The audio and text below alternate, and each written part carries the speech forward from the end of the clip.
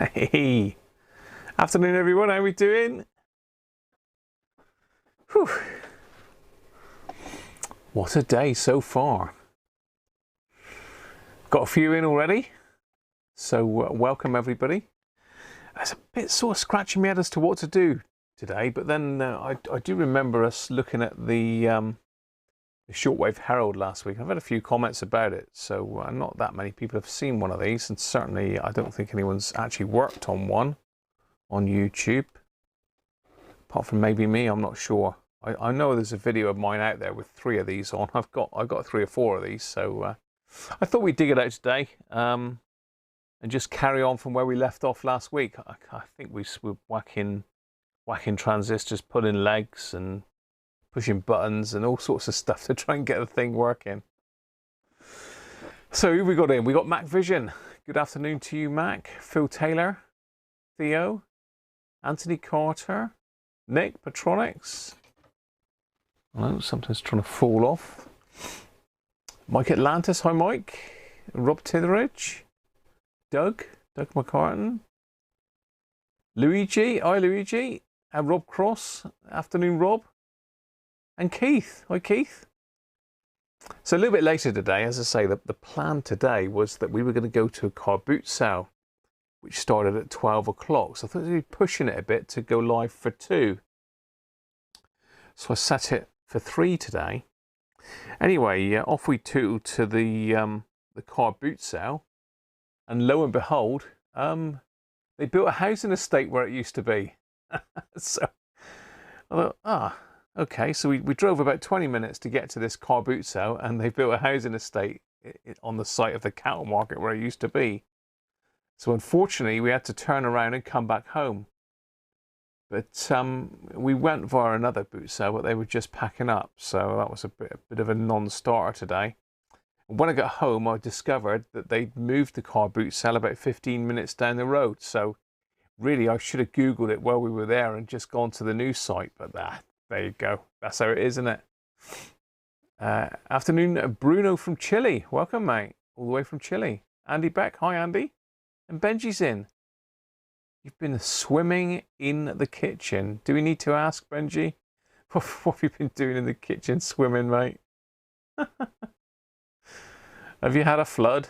Have you got the flippers on? So that's the plan today, is to carry on and get this poor old Shortwave Herald sorted. It needs a lot doing cosmetics, so I don't know whether we tackle the cosmetics, whether we tackle the problem with the amplifier, because if you remember, the amplifier's knackered in this one. We've got a short, it's the capacitors. The capacitors have had it in the amplifier, so they all need changing. And we've obviously got a radio full of AF 115s and 117s, so we've got lots to do on it, an awful lot to do. Afternoon, Mr. Cyberflyer, how are you? Burst pipe, Benji, that's not good, is it? You had a bit of a frost up there, Benji? You had a frost, mate? You had a frost has burst the pipe. So yeah, it's been a bit of a manic week. I haven't done a lot, to be fair. I've had my mate's drone on the bench all week. That's been a bit of a nightmare. He dropped his drone, and it broke one of the motor mounts into lots of pieces. So I've had to glue and stitch it all back together. And the whole body of the drone is virtually split in half. So I've had to take all the camera mount and everything off the bottom of it and sort that as well. So I've been busy with that, and it's a big old thing. It took up the bench, really. It's difficult to find somewhere to put it while the paint was setting, so as it didn't get knocked or anything. Just trying to see if I can find some pictures on that. Let's see if I can get to me Google Photos.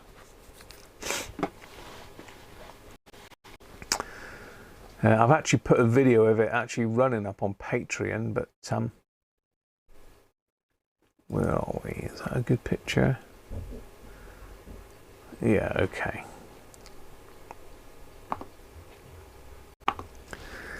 So this is the drone that I repaired, and that's it on our kitchen table. It's a bit of a beast. It's DJI Phantom 3 standard, I believe. But yeah, the whole body had split. I don't know which way am I going now? Stamps, you don't want to see stamps. Okay. So yeah, the whole body of it had split. I'll see if I can get the photos of it up in a minute. So I heat welded it back together with a soldering iron.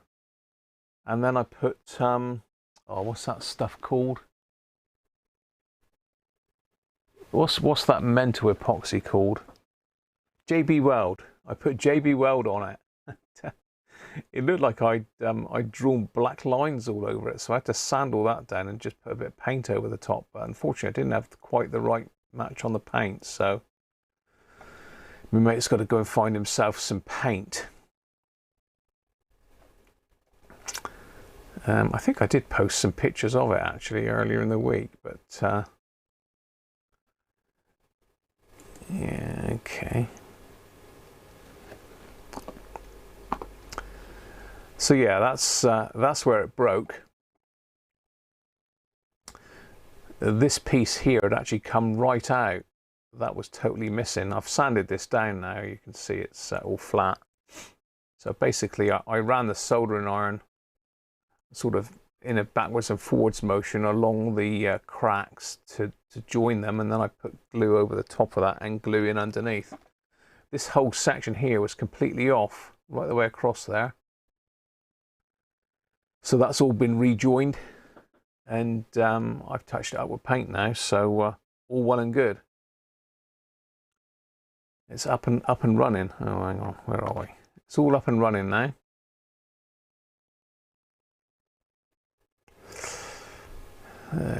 Afternoon, Andrew Harris. The water people do it every time they burst a water main a couple of streets away. They just come in and break yours, do they, Benji? They just steam in and think, Benji, this trashy as water, and rip your pipes out and run away again. Afternoon, Multi, how are you? Multi Towers. Anyway, let's have a look at this this poor old radio. I say poor old, to be fair, it's got a lot going for it. It's all there, everything's there. We've got a decent aerial, I think. Decent original aerial. All the knobs are original. Front grill's straight, although we've got a lot of paint coming off of it. So I've got to get some matte black.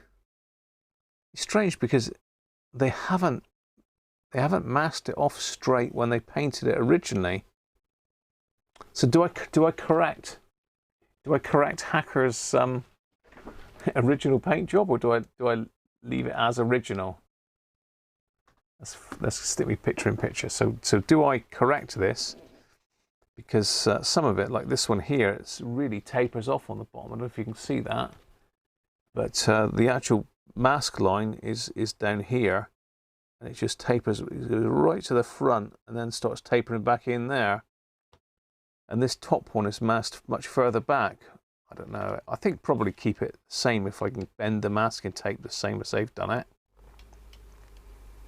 So I'll probably have to clean this off and mask it up and spray it, I think. I haven't got any matte black spray paint though, unfortunately. So that's the plan. So as far as the actual case is concerned, it doesn't look to have got any real damage to the wreck scene. There's a couple of little bumps at the back. I think that maybe they put too big a screw in a couple places, but then this should be padded. So I'm going to want to pad this as well, I think, seeing as I've got experience doing that now. This back grille, nothing new there, is it really? That's held on by a whisker. So that's got to be taken off and sorted. Inside, we know that the amplifier is knackered because I had to use the amplifier from Daniel's RP18, which he's now got back. He's very happy with that. So that's gone back up to Daniel. So yeah, this amplifier that's got a short on it, as soon as I plug it in and switch it on, it goes to overcurrent, and it's just these old capacitors. That's all it'll be. I very much doubt there's anything else wrong with it. And of course we've got the, you can see them peeping. We've got the dreaded AF117s. We've got two AF117s and an AF115. Now I did pull the shield wires on these, I think, didn't I? And we actually got it working last week with a different amplifier in it. Thereabouts. We had problems with the buttons as well, I think. And this is a little bit unusual because it is the Shortwave Herald. It's not the RP30, which it's based on. In that we've got another ferrite rod. I don't know if you can see that in the back there. So yeah, there's another ferrite rod hiding in the back there, which is just a coupler for the Shortwave. And we've got two extra transistors because of that. You can just about see them. Get the light this way a bit. You might just be able to see them. Yeah, you can. Up the top here, peeping through. So we've got one there. There's another one in here. So we've got 5 AF series transistors to sort. Amplifier. And we've also got an L commode on the main board. And a couple other nasties. So yeah, plenty to do. It looks like someone's been in here before and changed the volume pot by the looks of it. And done a nice burn up job on the wire. So I might just put a bit of sleeving over the top of that to hide that away because it's a bit ugly. Apart from that, it's a good honest radio that. It's not been messed about with too much. Let's say it looks like someone's changed the volume pot. You can easily tell if they have. If we whip the top off of it, it's got a plastic shaft, it's been changed. If it's got a metal shaft, it's an original one. I think we possibly did look at this last week, but if I can get a screwdriver in there. Yeah, so it's plastic. You can see we just got a nylon shaft on that one, and it's orientated totally wrong. And this one is the one with someone's put a different insert in the actual knob itself, so we're going to need to find another knob for this. And these knobs are very hard to come by because the majority of them are broken, and all the ones that I've got I've pinched off of other sets and put on someone else's set. So there's lots of knobs without tops and broken knobs and that hanging about, but no actual decent original ones. So these were only fitted to the RP30, the RP18, and these, I believe, and the Marine Herald as well. Hi Rui, if that's how you pronounce it. Good afternoon, how are you? Harvey, how are you, mate?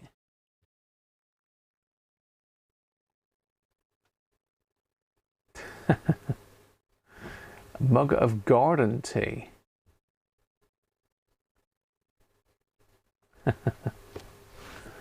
Nothing wrong with fantastic plastic.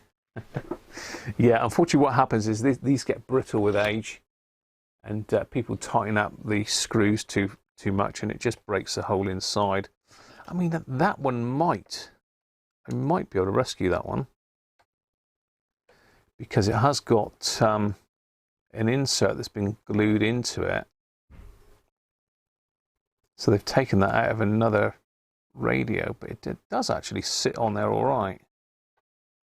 It actually sits on there fairly straight, but the knob itself is broken as well. I don't know if you can see that, but there's a lot of cracks in it. Let's get it on the overhead camera. Oh, hello. That's a bit of advanced goatage. I know, the camera seems to have crashed again. This camera seems to be crashing all the time at the moment. Maybe the lead's not quite plugged in far enough.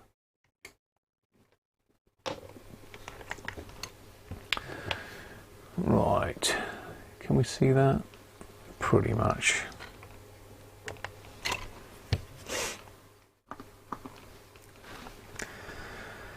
So you can see from this we've got a crack in it there where my thumbnail is. Come around, there's another crack there, hairline crack, you can just see that. There's another crack there. Another crack there, and if we look in underneath, someone's actually put an insert from another knob in it, and they've glued that in. It's not great, but it does seem to work.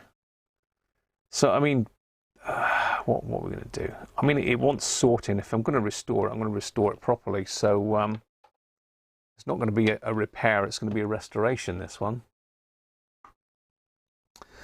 So it's got to be done right. So it's going to have the works. So I'll repad it, repaint the grille, sort the knobs out, get a decent pair of knobs for it, sort the rear grille out, pad the rear.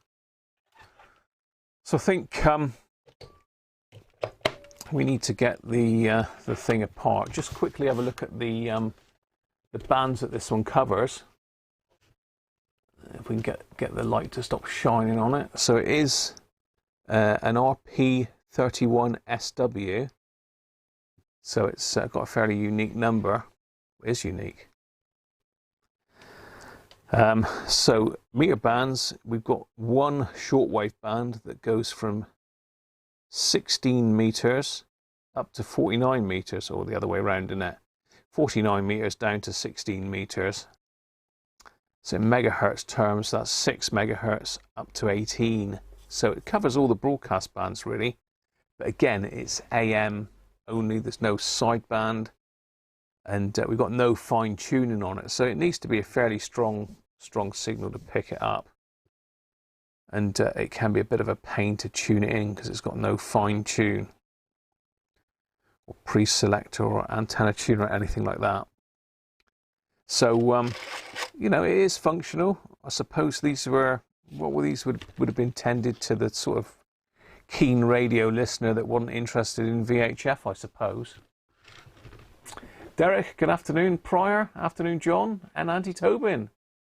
Afternoon, Andy.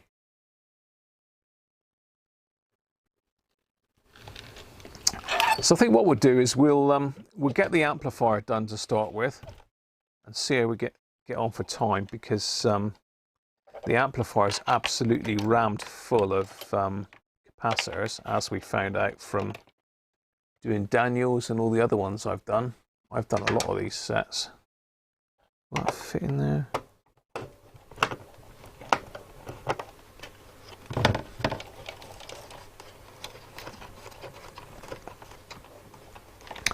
So I'm just going to whip the amplifier out. Meters divided by 300 equals megahertz, or 300 divided by meters.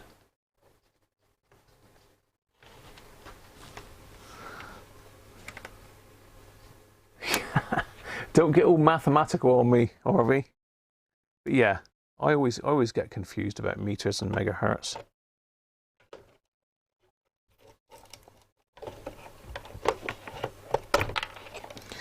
Right, let's get something to put these bits in.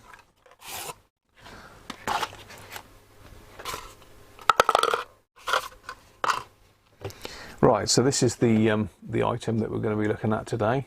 The lovely brim full of electrolytic capacitors amplifier.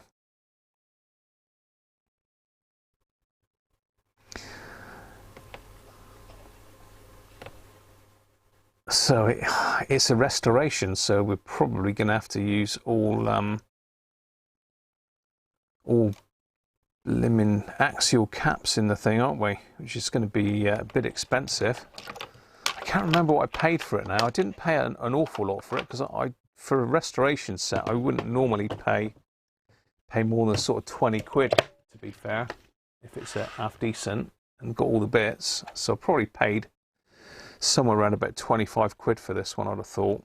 So I don't remember off the top of my head, but it certainly would fetch 3 figures restored without a doubt, because it's not a very common set. There are quite a few around. I have got probably about 3 of these, but it's a nice set to have if you want to listen to a bit of shortwave, because to be fair, there's not a lot left on medium wave and long wave, is there? I don't know if RTE, is that back on air yet? Anybody know if RTE is back? Or is it still still off air for a refurb? Right, let's get the camera in a bit closer. Let's get the camera in a bit closer.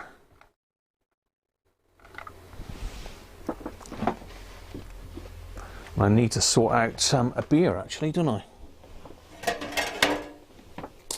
But I've drunk the whole week's supply of beer, so I'm on the 0% again. Look, Pilsner. So I'm on the hard stuff again. I've done all my wine and my beer for the week. Didn't buy any beer this week, actually. That's the truth of it. No beer was bought. There was no beer bought at all. So yeah, we're on the 0% from Alday, I believe. Yeah, especially prepared for Aldi stores. I've got a little tankard though, because a tankard is harder to knock over than an upright glass. So that's my plan. Cheers, everyone. Oh, it's one of these ones that doesn't quite fit in the glass.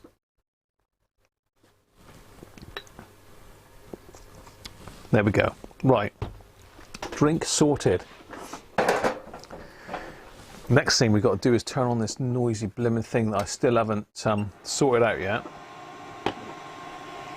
Hopefully that doesn't bug you too much. Let's get rid of the powder all over the desk from the disintegrated foam.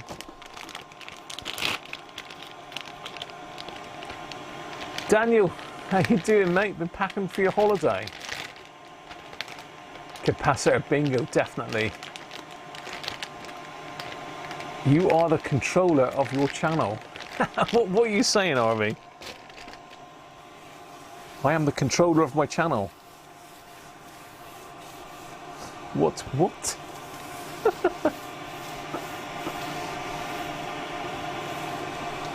Was off when you last checked.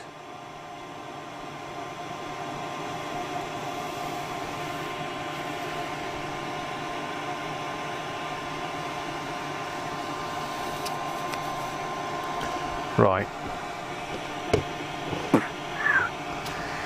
There he is. We need to get all this lot off.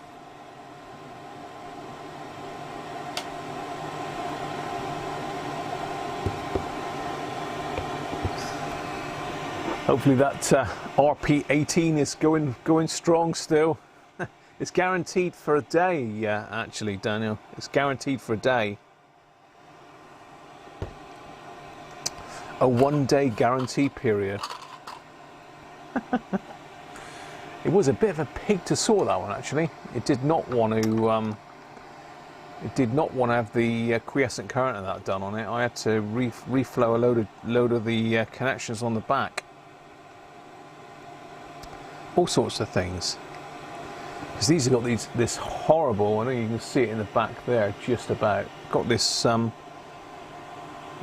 wire wound bar resistor in the back, or potentiometer, that you set the quiescent current with, and they're an absolute pig. As soon as you move it, it breaks, or well, it's just corroded normally, because they never move. They're glued in position. But you know, got to be done. Well, it hasn't got to be done. Depends what it measures. Right, so we've got an alka mode, which is this red one. That's going to definitely be dodgy. And we've got these dallies, which are absolutely terrible normally. We've only got 2 dallies in this one. I've still got the capacitors I took out of Daniel's. Look, you can see all the blue in there. There was a lot more dallies in Daniel's. Didn't dilly-dally. He dilly-dallied. Dally-dilly. I don't know. There was a lot of dallies in his amp compared to this amp. So strange how they differ, isn't it? I've got another one there, look. There's another one.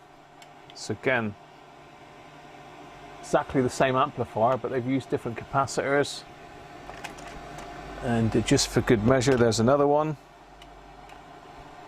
which is the same as this one.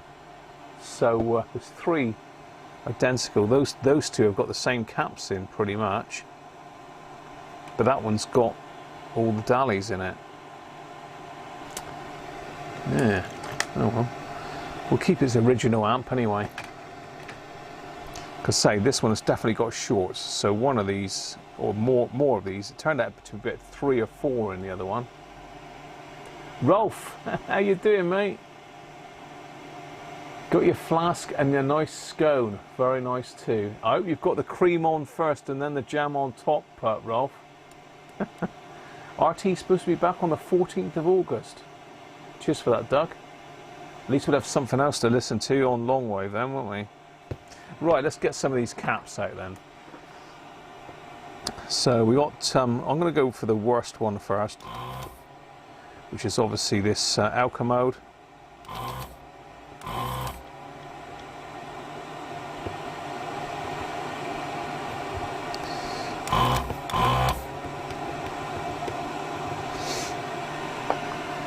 Let's get it out first. Anthony, RT saying that they hope to have the long wave transmitter back on the 14th of August. Yeah.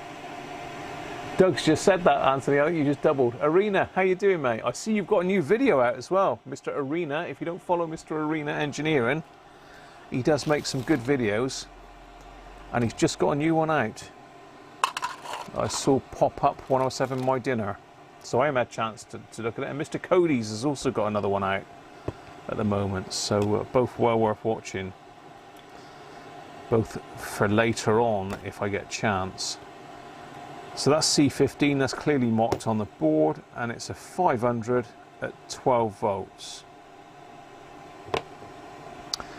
So the next thing is, do we put normal caps in it, or do we go with axials? See, that one's a bit of a stretch for a normal cap, C15, because the points on the board are quite a way apart, so you've got to basically have one leg longer and bent at 90 degrees, which doesn't look very pretty. Let's see if I've got enough caps left, because I absolutely plastered Daniels in all these caps. Let's get me cap stash out and see what we've got. So that's 500, so our closest is going to be 470. That won't matter, that's within spec on it really. Let's go to 470 then. It doesn't have to be very high voltage on this. What's that, 12 volts? The 12 volts would be tiny. I think these are 25 or 40. 25.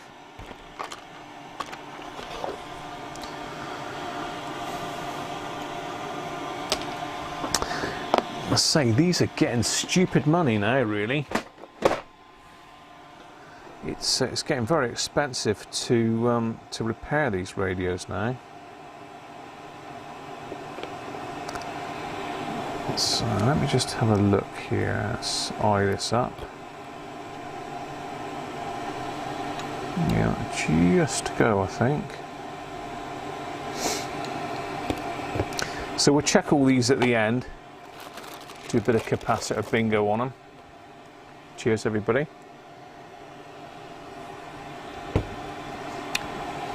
Oh, it's not great, that one. That's not a great beer, that. I've had a lot better alcohol-free lagers than that one. What am I looking for? What are you looking for, Graham? Paintbrush. Got a brush? I'll have to use my glue brush here, just to get rid of the rubbish underneath the cap. Just a bit of dust. Dust! Right, so we've got to bend that forward like that.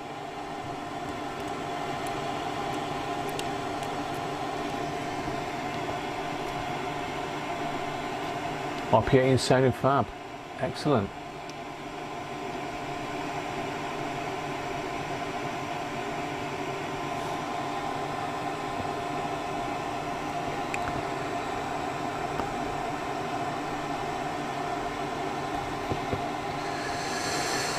Right.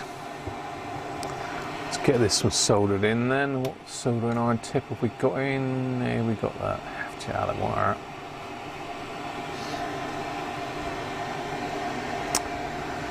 Really ought to have the extractor because there's a lot of caps in this. I don't really want to be breathing that much solder fumes. So I'm going to get the fume extractor in so we've got some extra noise because you love a bit of noise. Let's pop that up a little bit. 350 we'll go for today. Feeling like 350 is the number. It's a bit random, isn't it, what you set your solder station temperature to. I set it to different things for different boards really, but these are pretty robust.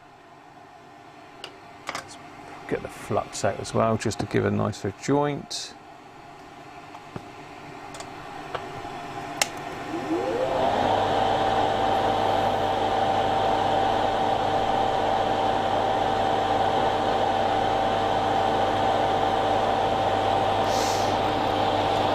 So I'm just going to straighten that up.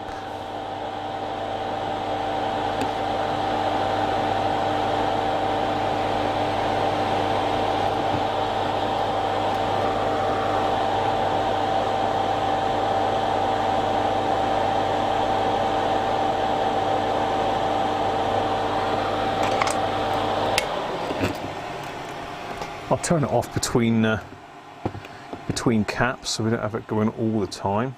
Let's cut that one off. I think my old cutters are getting a bit worn now as well. Yeah, I'm going to have to get myself another pair of these. These have lasted, well, they must have lasted a couple years. Mr. Andrew Ausfer very kindly gifted those to me. But I've got a few little gaps. I can see through the teeth now. I can see through the jaws, so I'm going to have to replace those. They've done well though. Okay, that's that one done. Let's do the one in behind. Let's get these difficult ones out first. Brass screws, first of all, is not magnetic. Brass screws. Yeah, it's all brass, mate, on these. How you getting on with that FRG 7700, Ralph? Not really watched a lot of videos recently. Oh.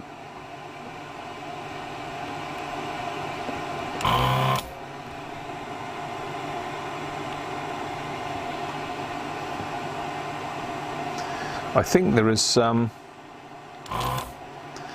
British Vintage Wireless Society auction and meet-up today, so I think a few people may have gone to that. I don't know. I know Colin was going, but I've not heard anyone else going, but they don't talk to me now. Let's see what this one is. This one is 125 microfarads.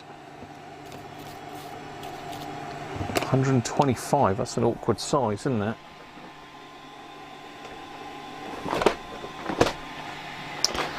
125. What are we sticking for that then? We're going to be 150. It's not really an in-between. So we're going to have to stick 150 in there. And what volts is that? 16 volts.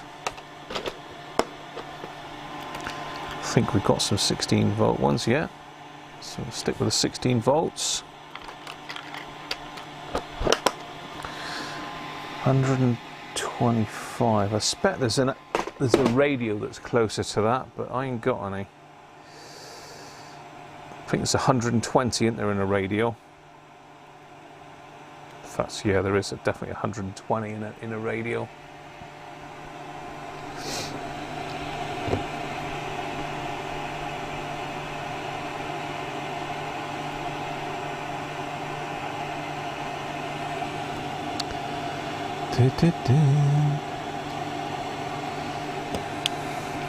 So it seems like we're just recapping stuff again, but bear in mind that this has got problems, this amplifier, and it's clearly going to be the capacitor. So there's no point messing around. Just get them out.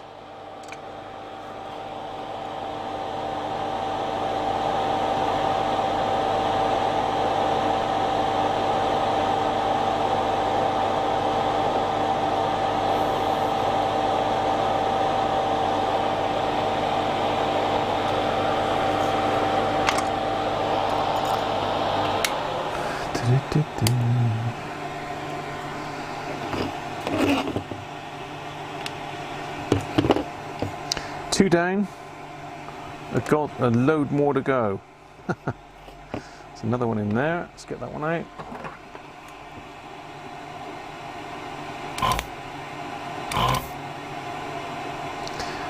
And hopefully, once this is recapped, we can test it. Maybe look at doing the quiescent current and that on it if anyone's not done that before on one of these.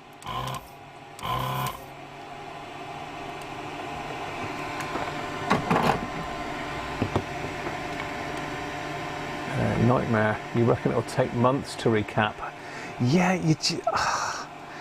I did say it's probably not a good idea. I think it's... Are they through hole plated as well? I can't remember now. But I recapped the PLL board, but I didn't do the RF board on top. There's no need to touch that one really.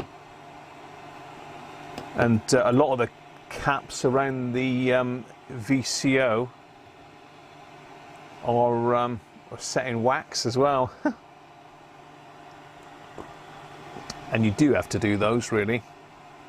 Put the best caps you can in there, because that's the critical part of it really, so the VCO.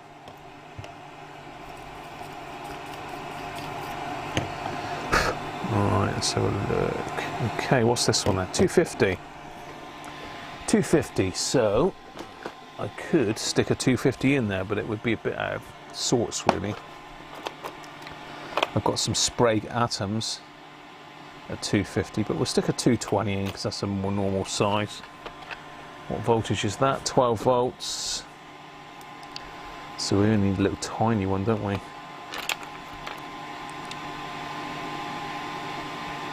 What's that? 25 volts. Is that 220? No, it's 47. God, what's going on here? I've chucked me 47s in me 220s.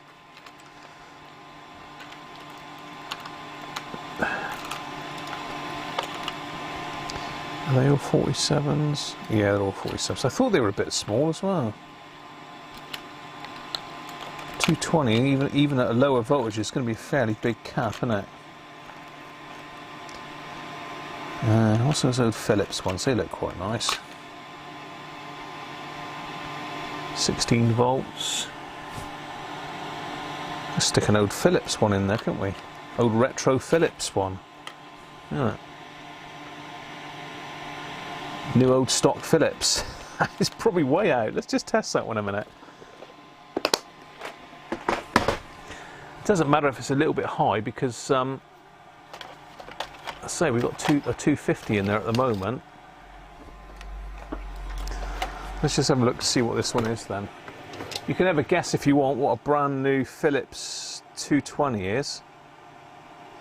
It's -10 plus 50%. So potentially it could have, what's 100% is 220, so what's 50% on 220? Is that another 110? So go on then, and see if we can guess what the brand new 220 microfarad is.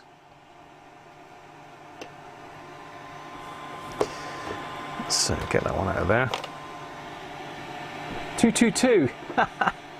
You'll be lucky, Theo.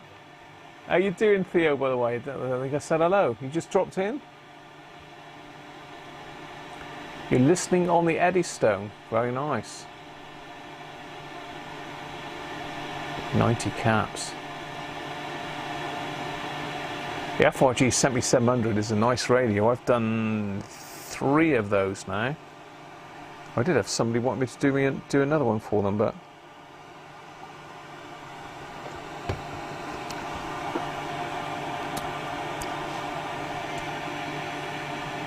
$200, Rolf. You think it's gone low? You've been here from the start. Oh, okay, Theo. Apologies if I missed you, mate.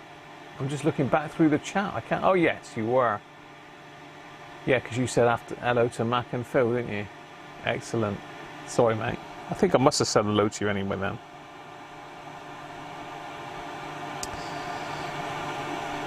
Yeah, so it's 100, so it could potentially be anywhere between 330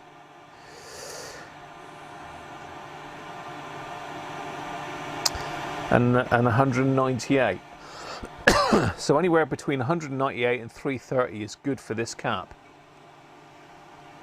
But ideally it wants to be near 250, doesn't it? But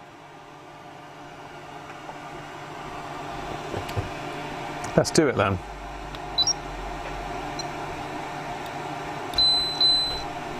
$250, how about that? $250, that's absolutely bang on. We'll have that one. So it's well within spec still. And I say it's new old stock, but I think these were new from one of the main suppliers till they stopped doing Philips. So they're only going to be likely a few years old.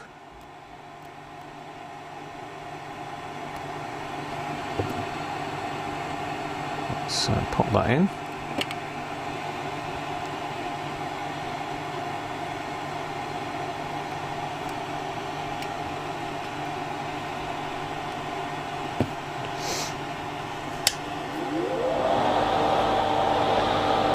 So who got closest to that then, 250? Mike Hammonds did. Oh, you changed your mind, Mike. Oh, it was Derek, was it? 245.6. Yeah, that's pretty close, Derek. How you doing, Mike? Magical powers. You love blue caps. The thing about the blue ones, Benji.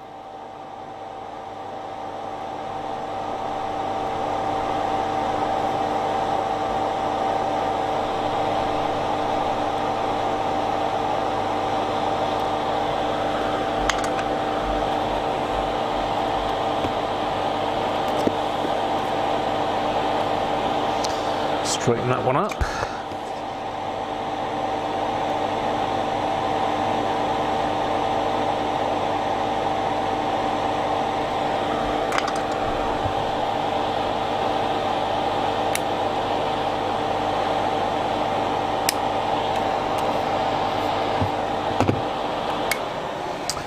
That's 3 done.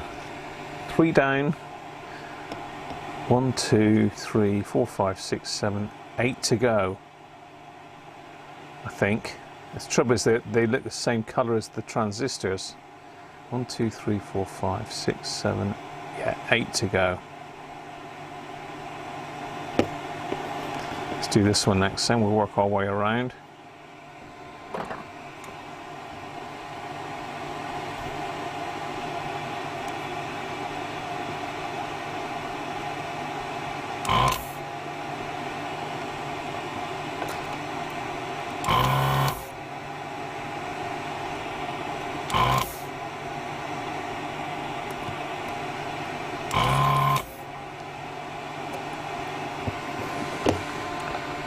Let's have a look what this one is.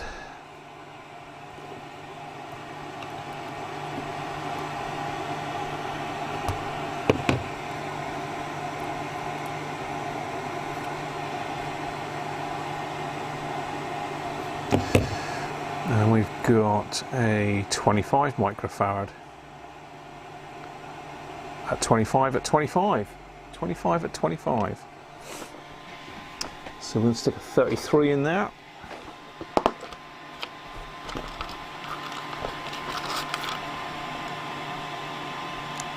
$33, that's 16 volts. I better put the same value in, am I? So it might be across the input, which is 18 volts. So I've actually the next size up, 63 volts. One extreme to the other, isn't it?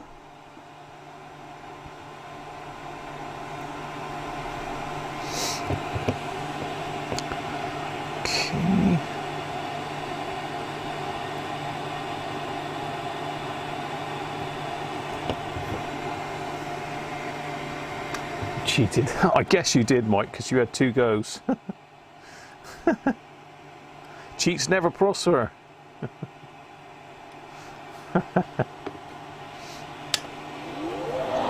Right, stick this one in.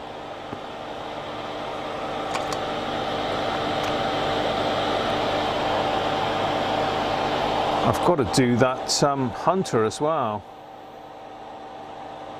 The Hacker Hunter is next on the bench, and when I do that one, I've got to do another amplifier for Mike as well, Mike Hammond.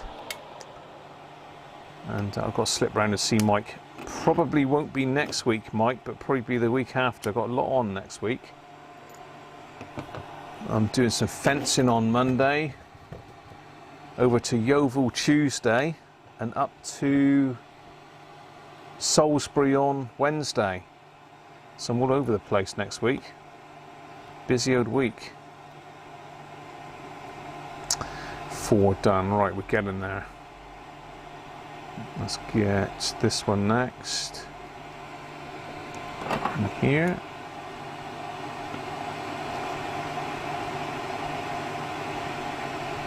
Let's give that tip a bit of a clean up.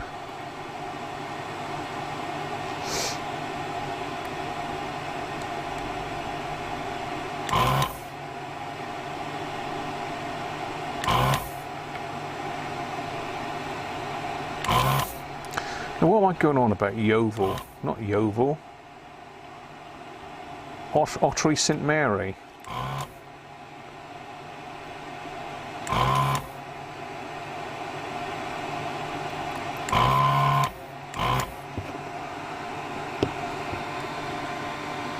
Well, it might be Ottery St Mary, you never know.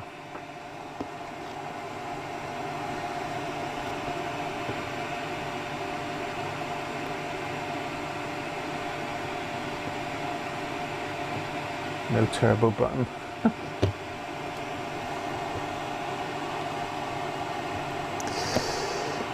Okay, what's this one? Oh, hello. Oh, this is a funny size, 80 lut, 25 volts. So I could stick an 82 in there if I had a radio, but we're not, so I'm going to have to stick 100 in there. That's the closest.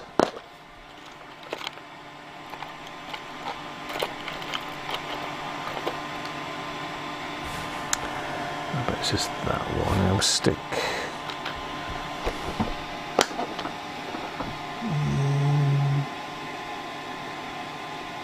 100. Yeah, there we are. So we've got some of these other blue 100s. These are quite good. I don't know what make they are now, but I've got quite a lot of them. Bought them, I think, one of the main electronics people. 16 volts though. What was that other one? 25. That's no good then, is it?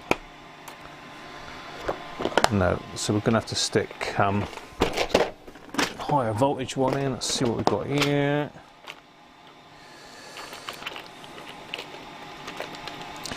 We've got some new old stock RS brand.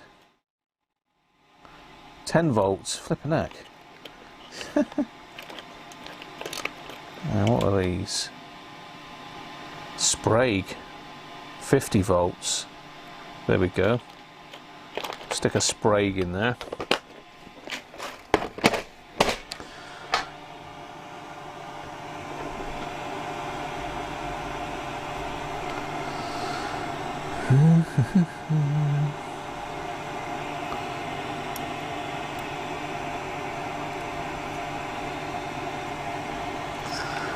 Let's mix and match it a bit, you know. Let's go with what Hacker did. They had a mix of blue and silver ones in there. And red. They blue, silver and red they had in there.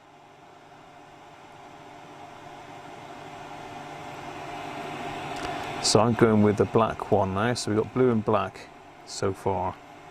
I've got another shade of blue which you might be able to put in a minute. As long as they're all axials, it retains the look of the thing.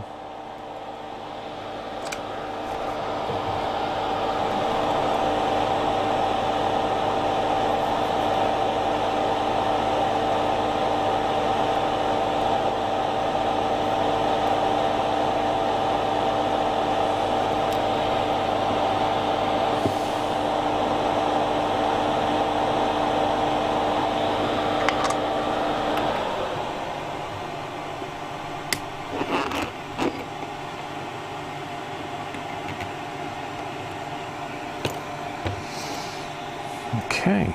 Where are we going next, Sam? This front one, 250. I think we've done all those, yeah. 250. Another bluey. Let's get the camera around a little bit. That's better. Wine time. Go for it, Nick. I haven't got any wine. I've done the wine. I've got some cider down there, but saving that for a sunnier day, really. It's quite nice when it was hot to have the cider with a bit of ice in it. It's not what I would call proper cider, mind you. It's only Strongwell, I think, or something like that. Oh, they burnt my finger off then.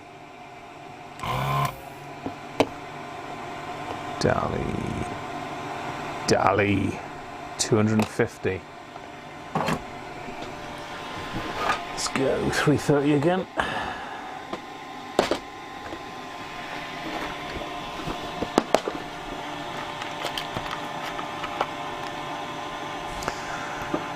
$12 volts. Oh, hang on, that's 10 volts.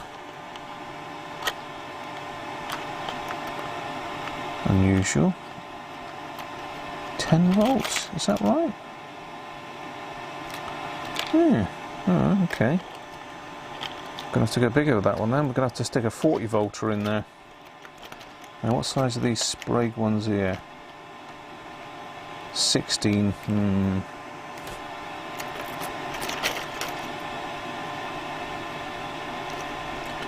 Oh, okay.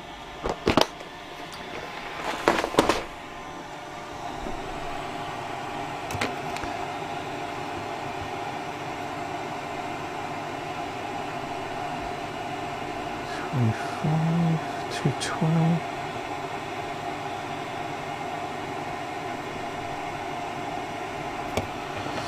I could have sworn we put a 330 in just now, but obviously not. That was 470, wasn't it? Oh, that was 250. Yeah, there was another 250 in there.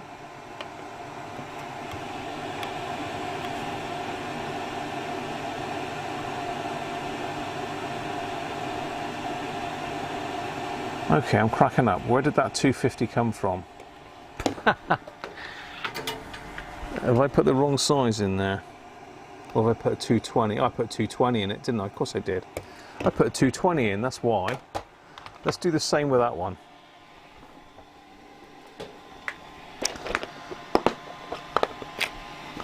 Let's put one of those old Phillips ones in there as well. So they do look rather nice.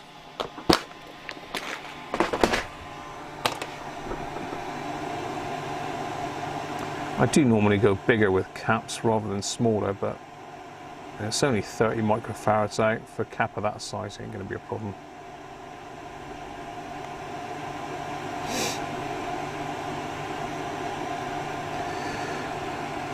Okay.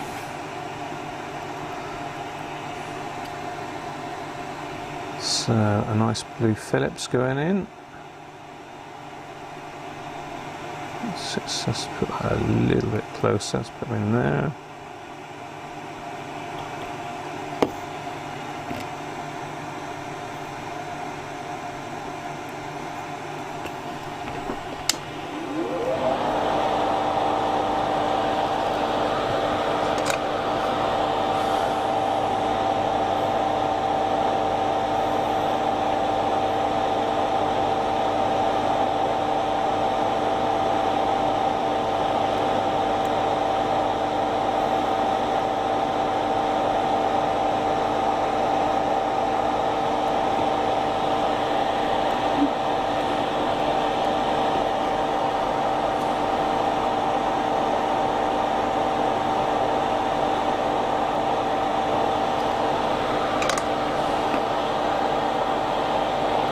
Straighten that one up a little bit.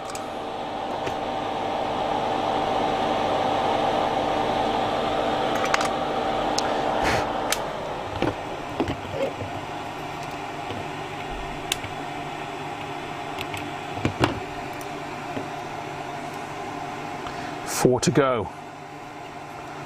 What's this next one then? Pass the grog and shiver me timbers.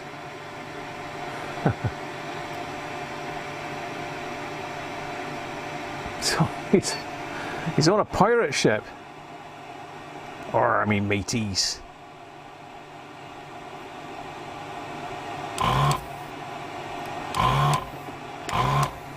Says that that's getting a bit blocked.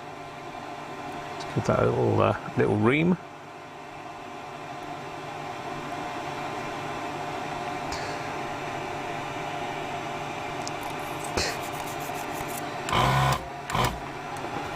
Yeah, sucked up one of the legs, I think, of one of those dallies.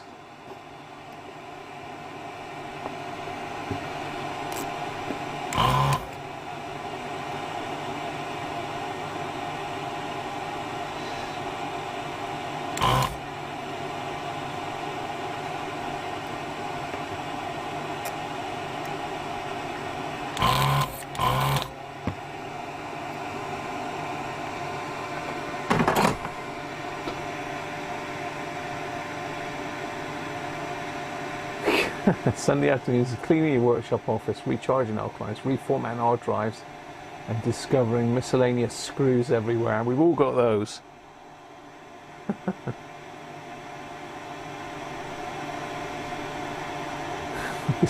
Doug, deer stalking and woman, the pursuit is often more exciting than the capture. Do you go out capturing women, Doug, do you? Excellent. My women capturing days are over, really.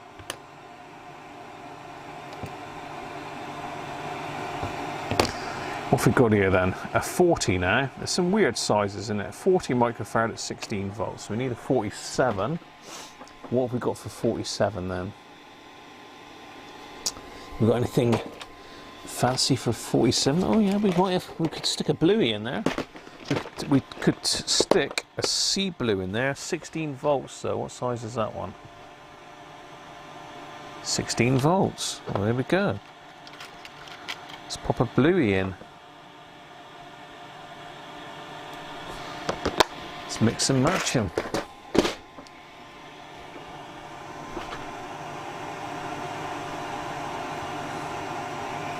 So let's have a look. Let's keep the value that way.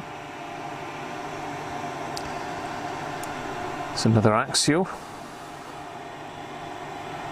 I say, whenever I've measured these, I've found them to be pretty good.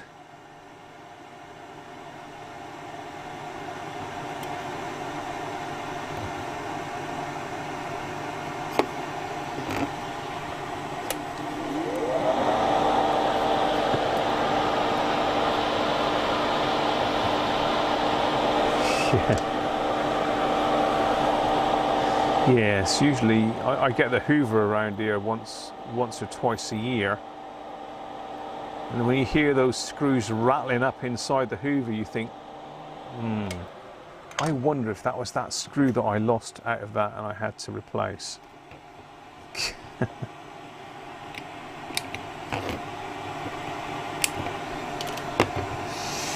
Okay, and that was a bit wonky. Let's straighten that up.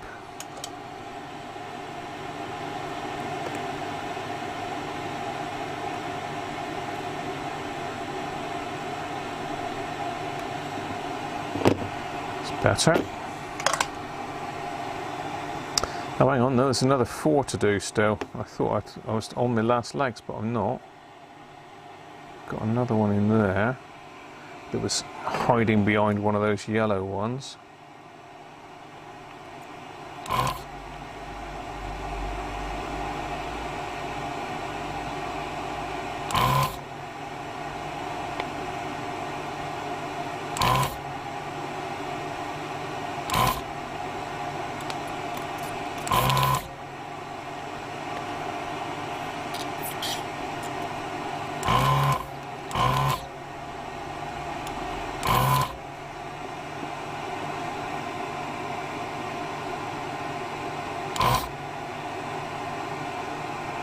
Maybe it's not that one then.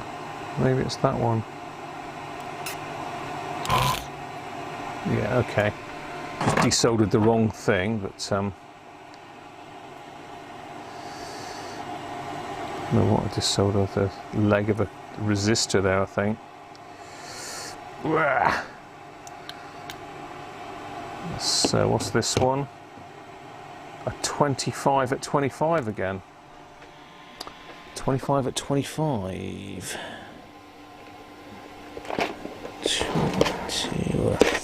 33. I think we put a 33 in last time, didn't we? 33s are more common than 22s.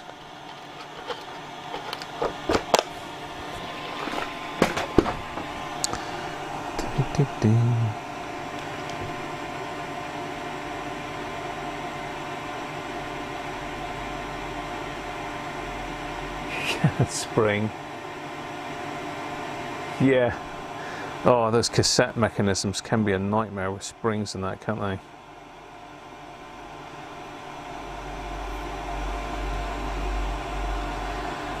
Right, let's have a look. So there's positive there, negative there. So I think the negative went down and the positive bent over on this one.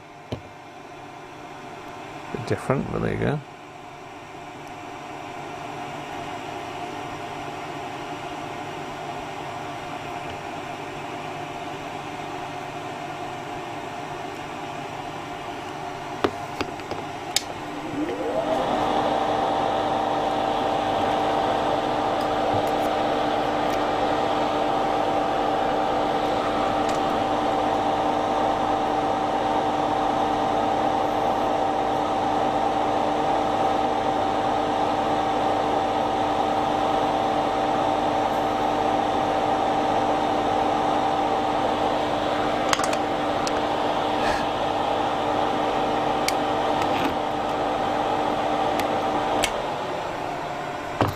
I think I'm going to straighten that one up. Yep.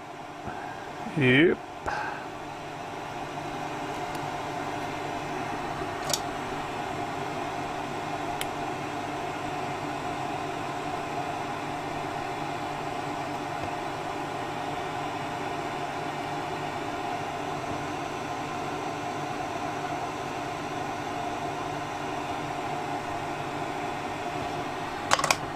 Okay. This one here.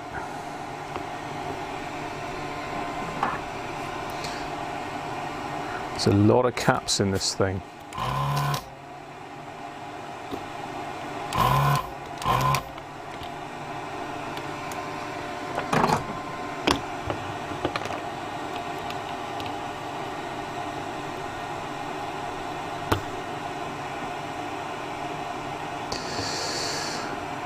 $25 at 25 again.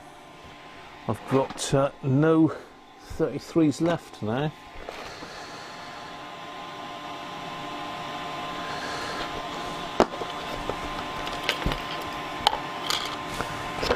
What size is the 16? That's no good, see?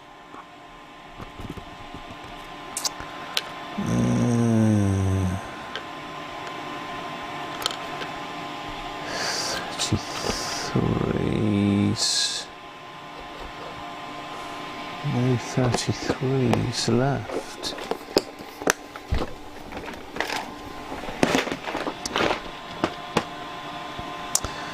$47, $50, $22. I could stick. I've got a random 25 in there.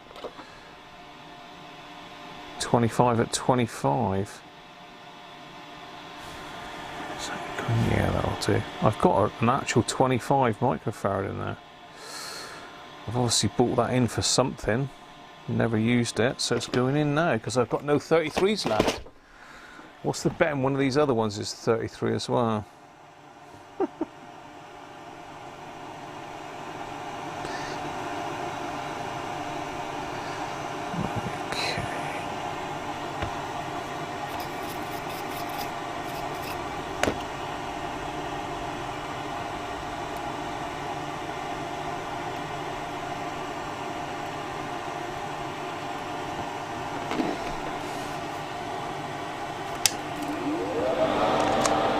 No 33s. I've got to order some more axials. Must do that this week.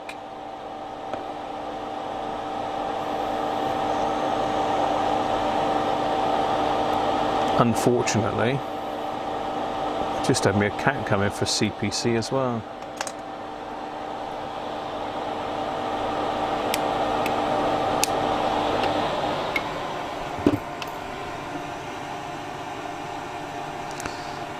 Okay, straighten that one.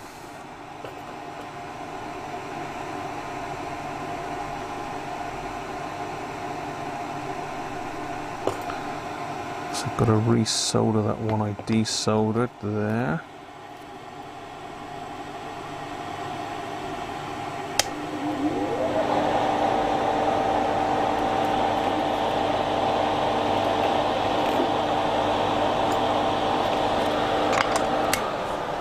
Check that.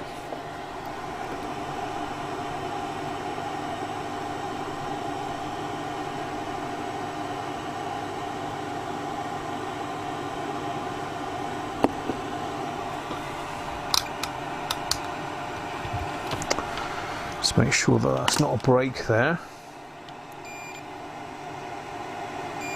No. Okay, bro, just a flux hiding it. We're getting there now. We're nearly there. The end is nigh. Simon, afternoon, and Simon Spires. Afternoon, Simon. Simon.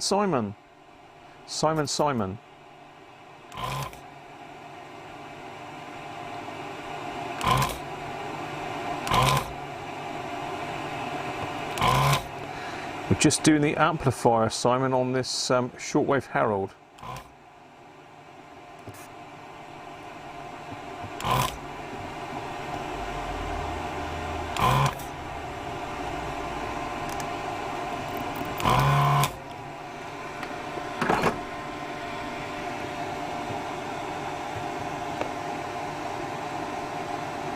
Another 80. It's a bit gammy, that one.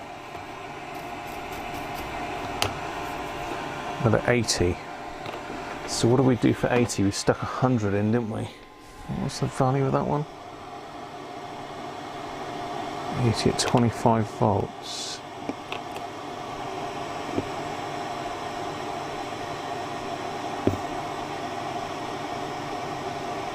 I think that was one of them Sprague things, wasn't it?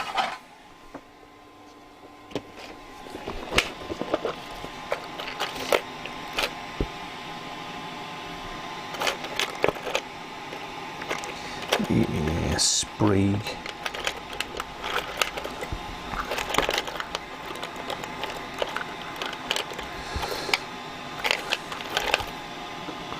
I've actually got one that I've used before by the looks of it. I've put it back in there, so it must have been put in and taken straight out of something.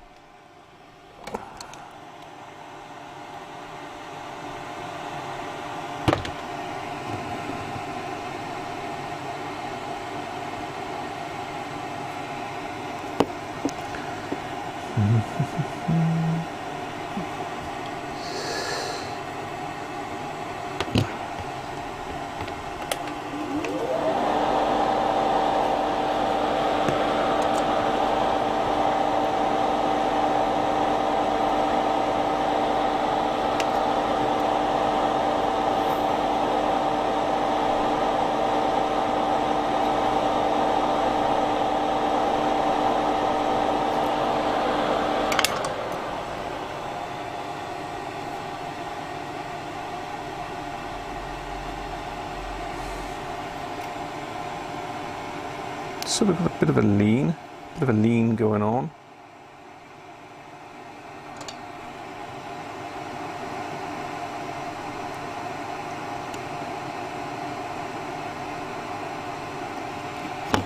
Better. Last one. The last one. Then we can have a look and see if all of that was worth it or not.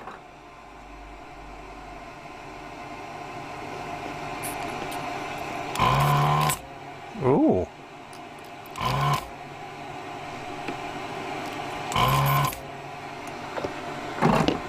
Okay, right, now this one I think's a funny size, a 64. Okay, so we're going to need to use a 68, I think, for that one. Have we got 68? Yes, we have. Ugh.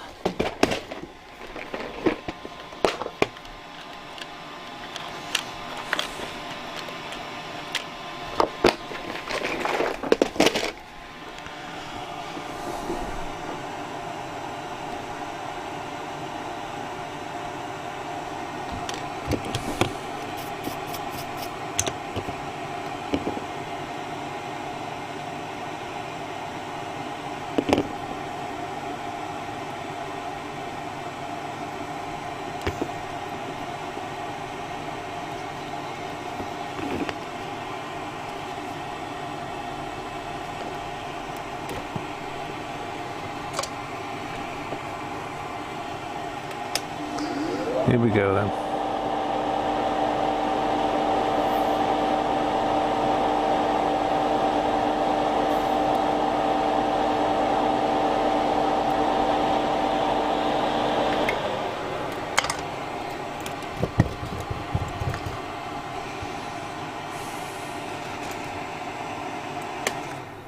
So you shut that racket up for a bit.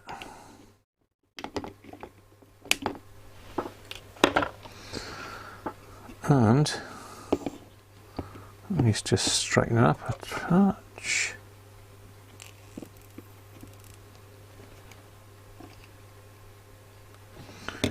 There we are. Recapped. Looks pretty good, doesn't it?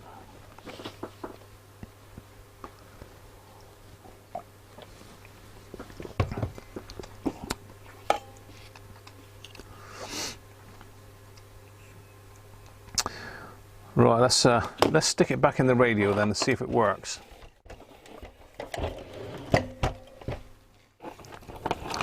Then we'll have a look at the caps, the stash. A lot of caps. Is that all of them? How many have we got? 2, 4, 6, 8, 10, 11 caps. 1, 2, 3, 4, 5, 6, 7, 8, 9, 10, 11. Yeah, it's all 11. I think there's 17 or 18 in the whole radio. So you can see the majority of them are in the amplifier.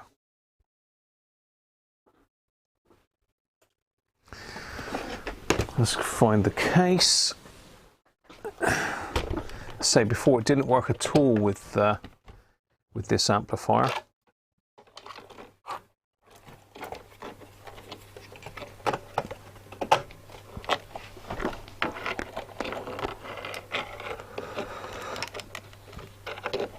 Those on first.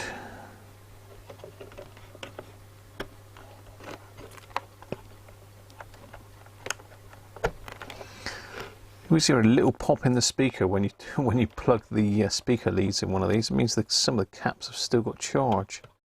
It's going to be the non-electrolytics. Right, okay. Let's have a look what voltage we got on that. We got 18 anyway. Turn the current limit down a bit.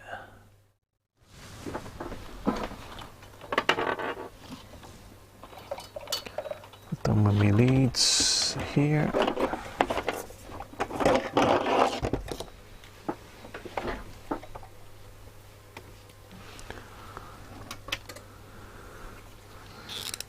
Just check the current limit.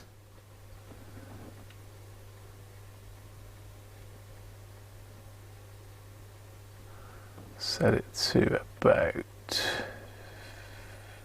50 milliamps. 60.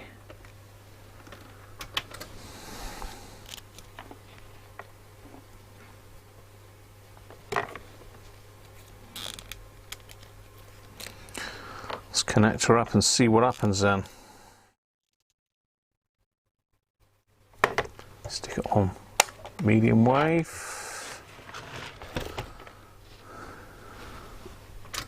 Fire in the hole.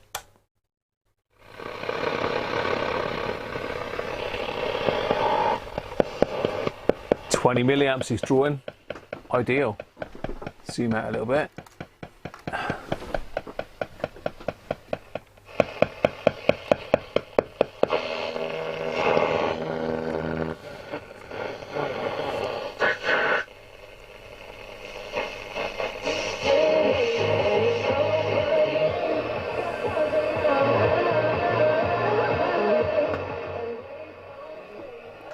Get the outdoor antenna in a minute. Let's turn that off. I've got blooming copyright hits on all sorts of weird stuff at the moment. They seem to be ramping it up a bit the moment, which is a bit of a pain in the neck. Where's our medium wave antenna? Over there. Chair dancing to that. I recommend it, honestly. It will cheer up your day. So kind of like lift your arms above your head, and if you've got one of these sort of swivelly office chairs, use that to kind of like wiggle back and forth. We can work up quite a sweat. I might market it. I couldn't really read a map, and that caused a lot of trouble the whole way around. At least you could. But can't your dad read a map really well? And he said, I'll tell you what, I'll teach you how to do it. Before 6. Have all the news from Tokyo, where Team GB won 2 more golds today. Over on Sports Extra, Ali Mitchell, Stefan Schemmel, Alex Hartley, and Abhishek Junjawala are watching the Birmingham Phoenix versus the...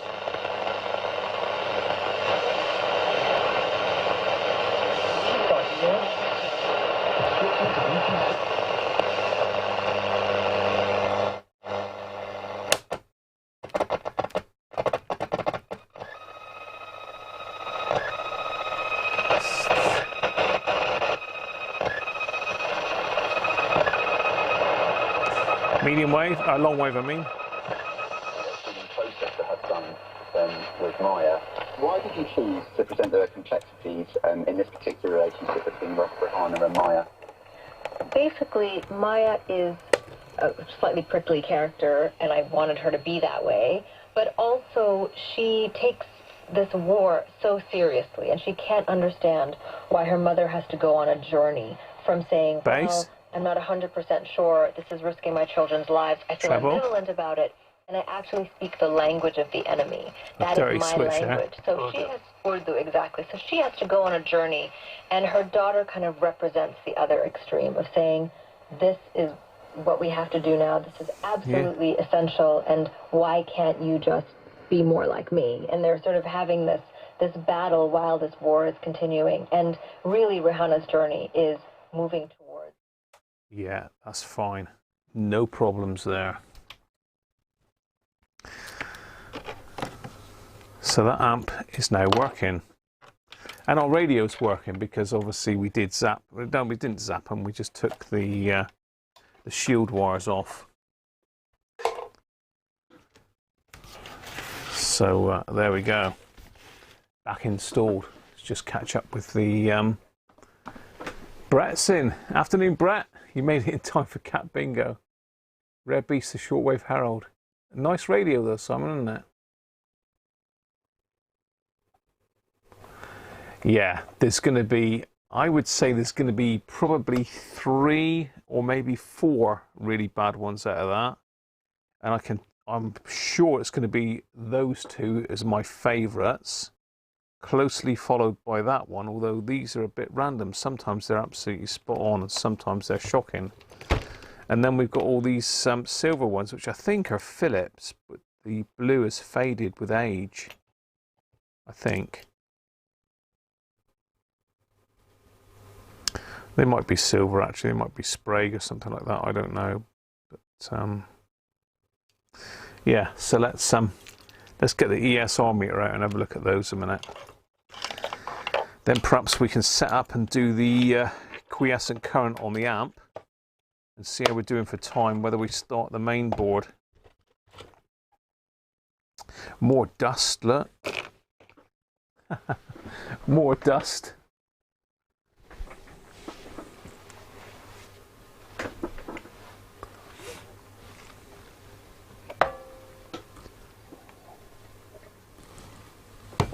Right, let's get the ESR meter out. Let's go for the biggest one first then. Alka mode, 500 microfarads. Alka mode, 500 microfarads. Guesses, please. Shorted, you think, Keith, do you? Shorted or in-circuit leaky? Unable to measure? Could be any combination of any of those things. Or it could be bang on 500 lat. Could be bang on 500, you never know. 856, you could be right, Derek. They are a bit problematic, these. Keith's going for open. It was shorted just now, but now it's open. Keith, there you.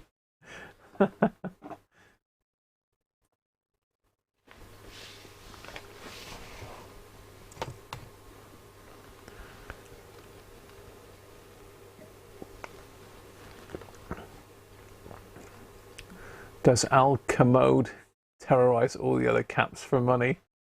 Very good, Harvey. Yeah. Elka mode. Actually, how it sounds, elk o mold. Or mold.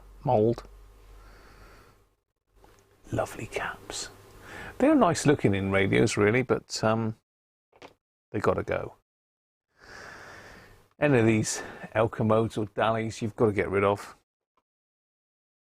Hunts as well. Yeah, certain brands are known to be bad.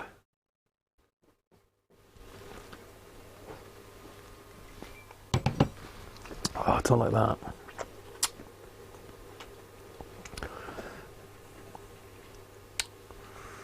How are we doing? Should I push a button? Let's push a button.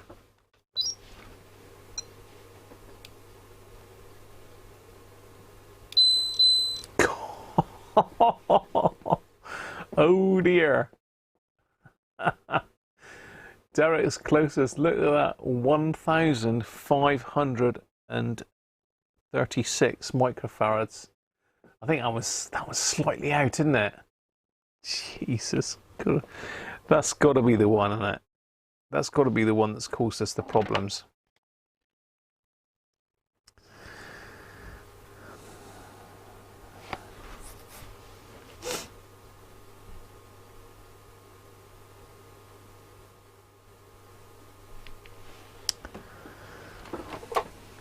And it's Derek, I think, isn't it? That is mental, isn't it?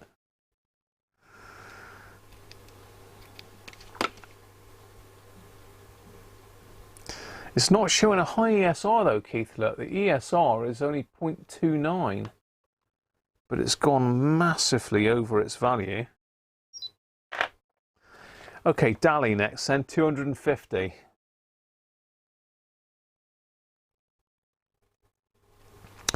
I mean, it could have been overloaded on another part of the circuit and pulling it down. So 250 microfarad Dali then next at 12 volts.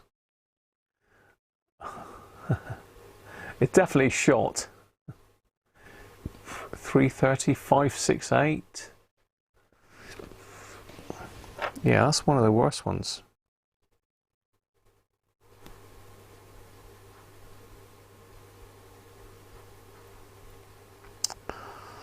Elka mode.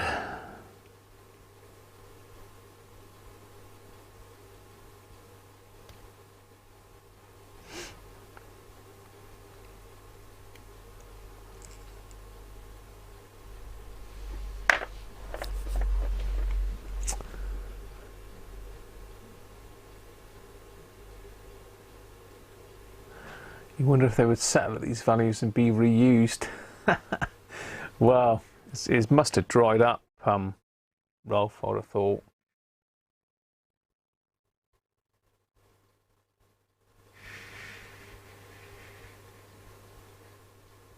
You bet that's what the fake ones are. Is there fake caps out there now, is there? Dear, oh dear. What won't they try and copy these days? Right, let's get some slightly better 0% alcohol beer out. Let's go for the French Saint Etienne. 0%. Again from Alday. Probably made by the same company in a different bottle, I expect. But this stuff ain't as bad.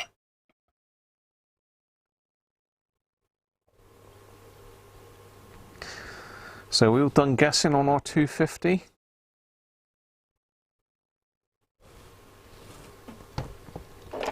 Must remember I've still got half a bottle of beer in there. I chucked a beer in the recycling bin the other week and I still had beer in it.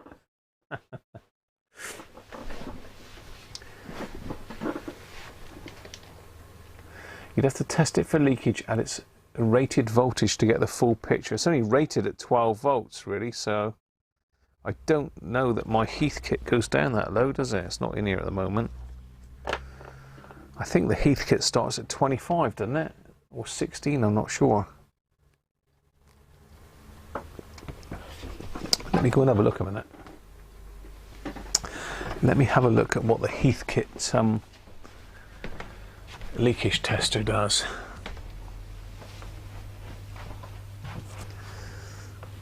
And what have I done with it? That's the question. What have I done with the poor old... Oh, there he is.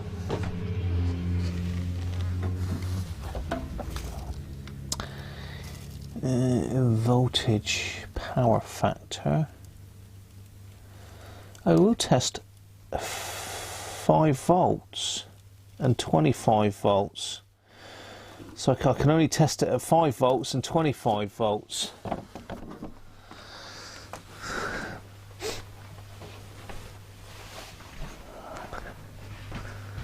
Yes, I could have chucked it on the Heath kit at 5 volts. 25 volts would have been pushing it. Right, we ready?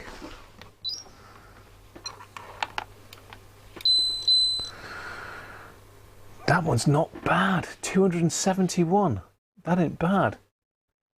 That is not bad. Who got closest to that one then? 330, 320. It's probably Rolf, is it? 320. Afternoon, Ganesh. How are you? I've got the wrong camera on there, haven't I? Afternoon, Ganesh. So yeah, I could test it at 5 volts, but I couldn't test it at 12.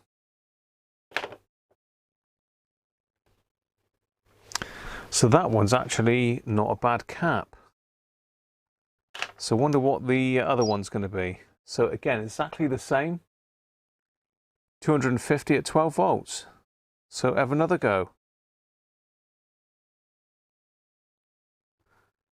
That other one was well in spec at 270, wasn't it really? A little bit high, but you know.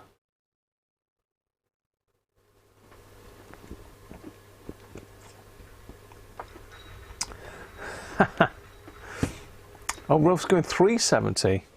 It's a 250, don't forget. 275.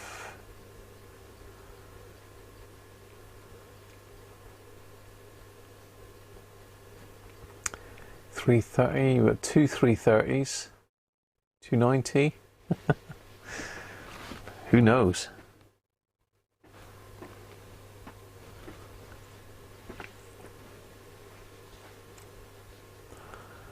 $268.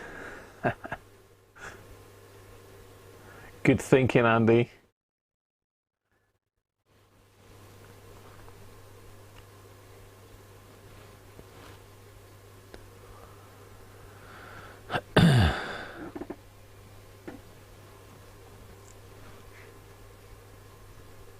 $276, Benji.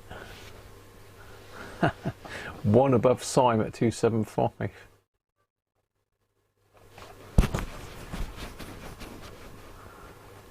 Where's Brett disappeared to then? Oh, he's gone 499. Was that for the last one though, Brett? What's happening? Nothing. We're testing the old caps. Right, let's do it.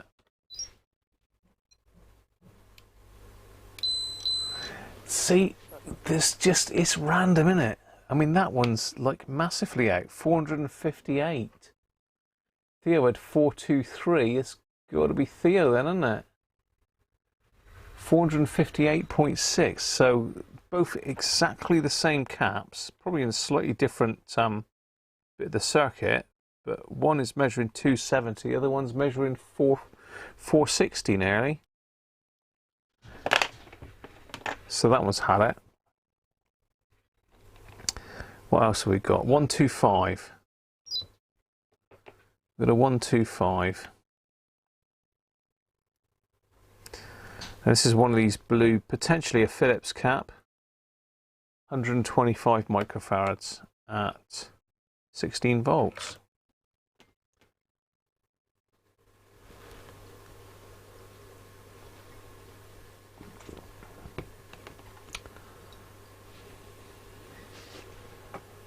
423. That was you, Theo, was it?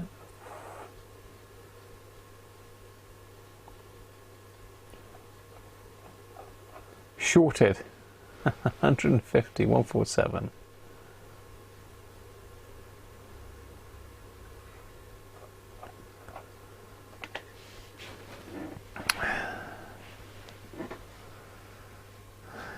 Yeah, it's 125. And these have got like a plastic or rubber bung in the base of them that potentially can leak out electrolyte. So let's try it, shall we? Are we done? Are we all done? 125, what was that from Cardiff to London? Could be. 175, so it's not far up. It's out of spec. I mean, I think he's out of spec anyway. It's 50 microfarads high. He was closest on that one then. 187 for Keith. 170 for TV and radio DXing. I don't know if that was the delay, Mr. TV and radio DXing, but welcome. And he's going 271. I think there's a bit of a lag going, but we're 175.7.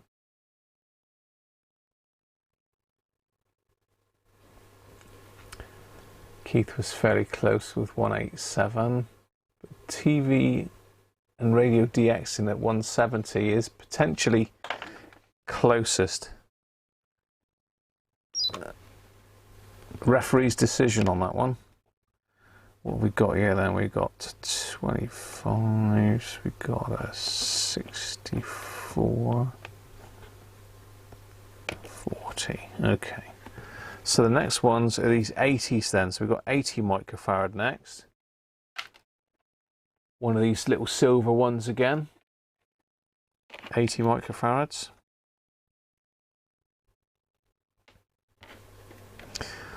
I ought to get a grey card and set the camera up with a grey card really, because it is changing as I put stuff in front of it. Right, 80 then. Next.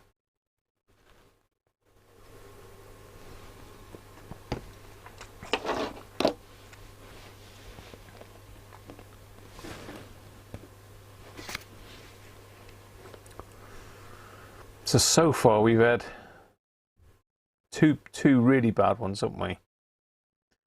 So that's the Elka mode and one of the Dallies, really bad. So 2 out of 4. So 50% bad at the moment. That last one was high at 175, but it wasn't high ESR. 200 for multi, he's gone high.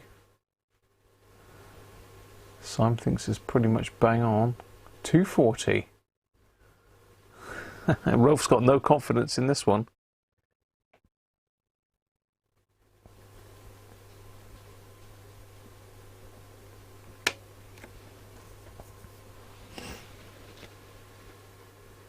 Let's do it then.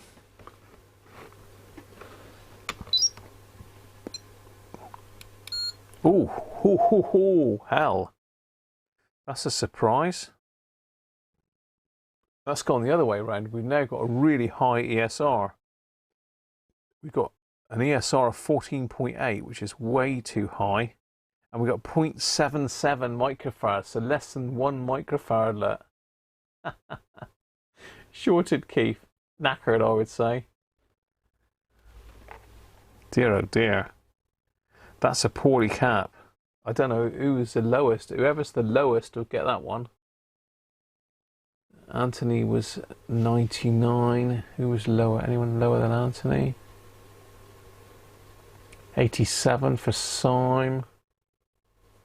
Michael, how you doing, mate? Michael Stevens.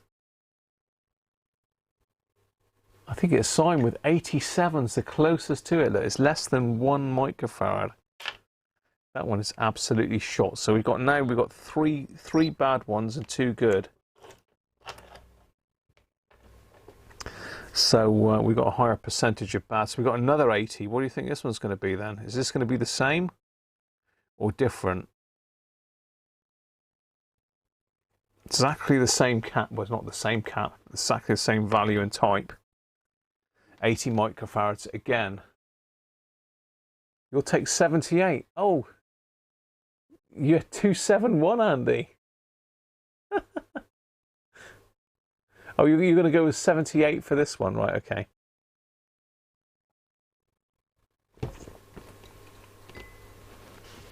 $46. Arena's playing on the side, erring on the side of caution.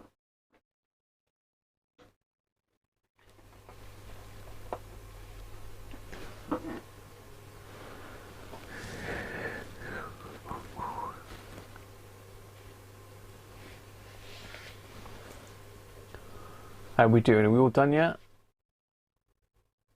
A shorted, Simon says. Well, that last one was really bad. I mean, that could have been the one that was causing the issues, really, although the alka mode was mega high in value, but this one was very low in value with a very high ESR. I don't know what that would read on resistance.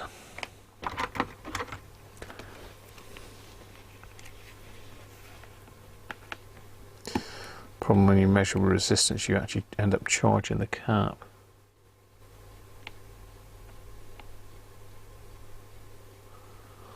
It's just measuring open circuit. Right, are we done? Are we ready?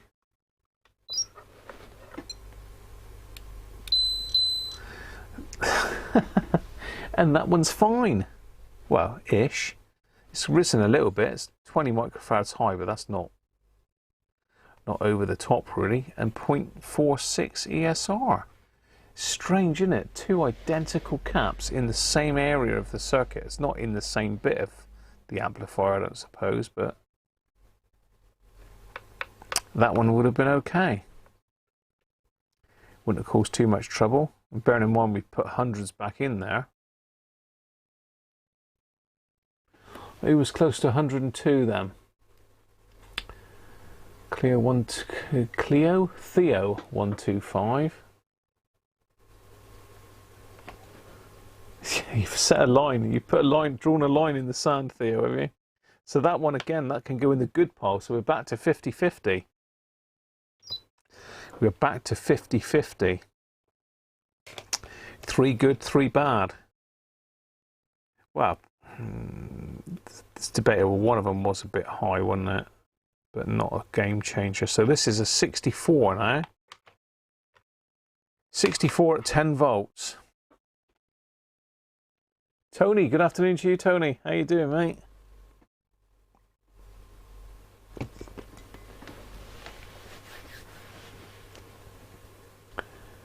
You just nipped it, Theo. So yeah, it's a strange size 64. Why they put a 64 in instead of 100, I don't know, but maybe hundreds weren't available back then. Maybe it was 100, no, 80 or 64. I don't know.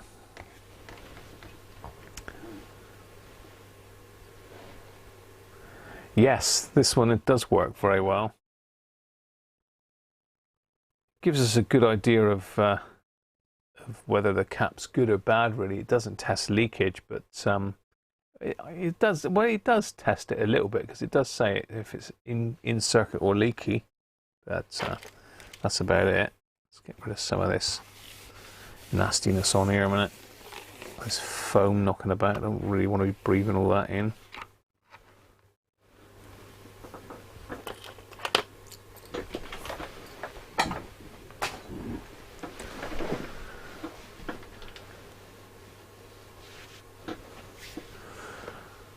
Be interested to know what they measured when they were new. I could be, you could be right there, Doug. I mean, it could be that they were no good from new, but it's. I mean, really, you'd have to dissect them, wouldn't you? Pull those two apart just to have a look inside to see whether one's dried right up. But yeah, if I look at the base of those two and compare the bases of them, and this one looks like it's got a load of flux on it, but that may be electrolyte leaking out. I don't know. Let's go all the way around all that. Right, here we go then, 64. Oh, okay, let's just check that the leads are on right. Okay.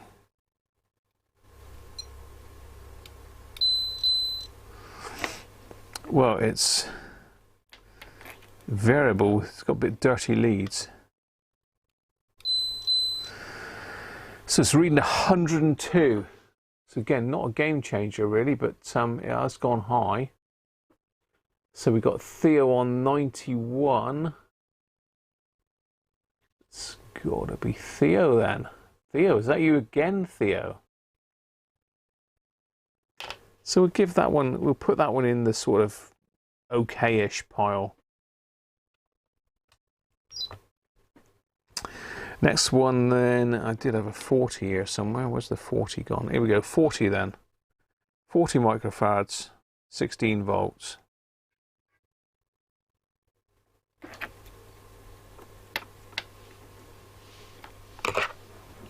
What's this one here? We tested that one yet? 25 now.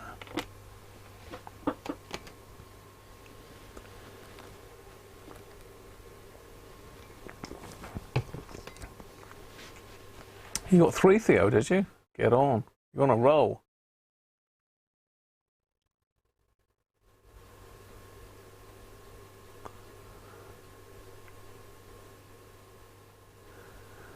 Yeah, I don't really reuse any caps, Tony, and I'm always dubious about some of the old caps.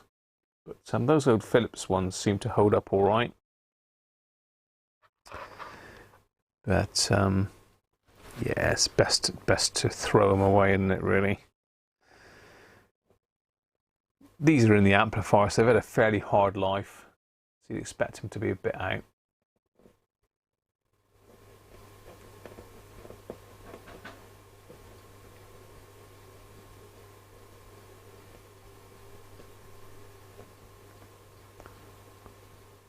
$77. Are we done?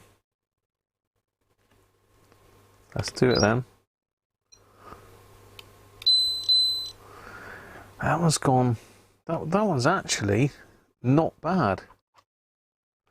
that one would have been fine. 47.48. So who's closest to that? Theo's 55. It's never Theo again, is it?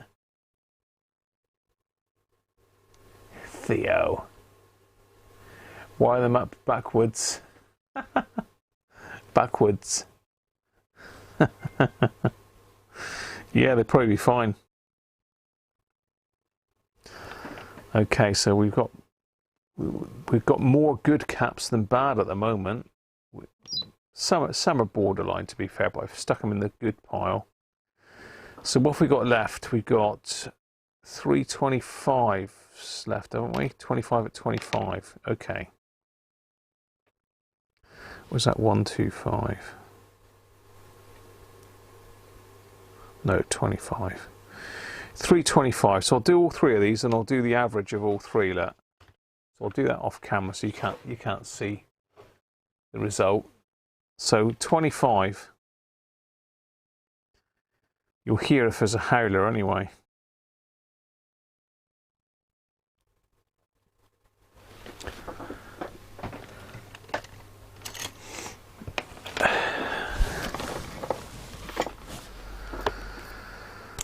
So we've got 3.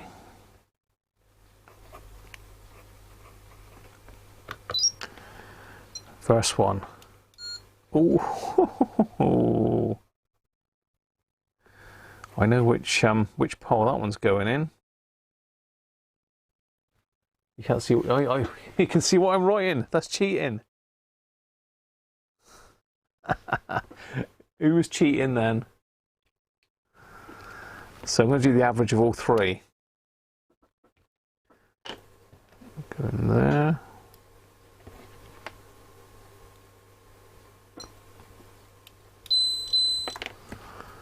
Bizarre.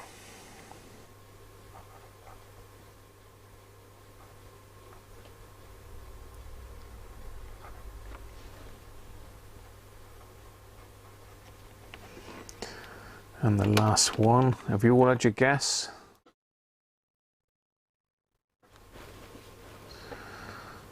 See what sort of noise we get out of this one. Okay.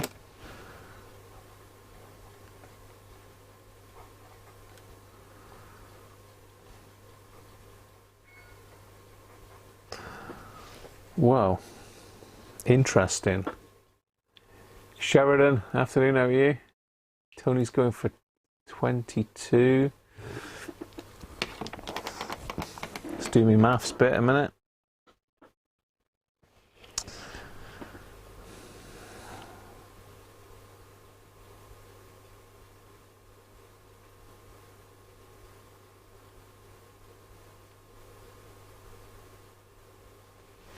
So the answer is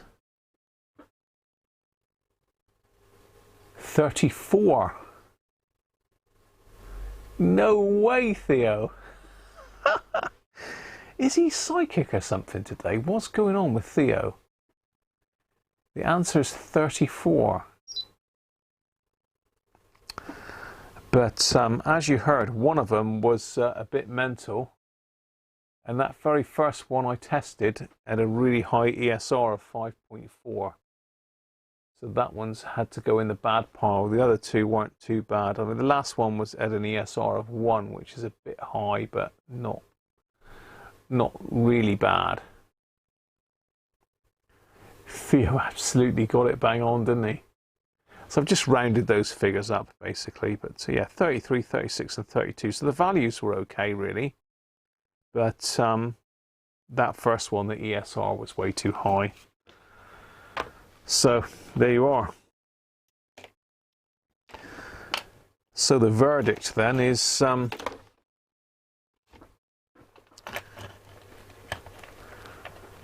they were usable and they were knackered. So they just 6.5. So 5 bad ones and 6 usable ones. One of them I could probably put down as bad because it was 170 microfarads and it should have been 125, I think, wasn't it? I don't remember now. Oh no. But there you are. So one of these 5 or a combination of them is what killed that amplifier. Interesting.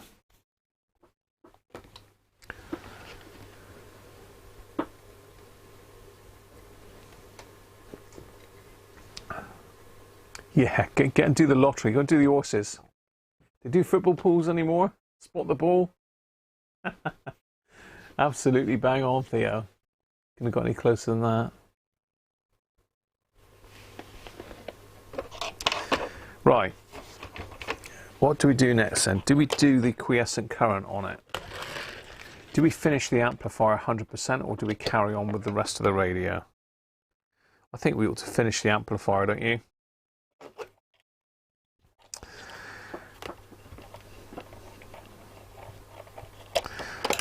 So there's a few things we've got to do to prep up for the quiescent current midpoint voltage. Let's put that to one side for a second.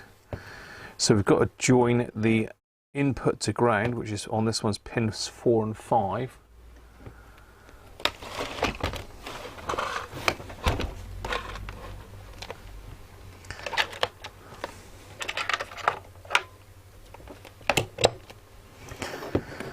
So I've got to join pins 4 and 5. I'm just going to use a capacitor leg for that.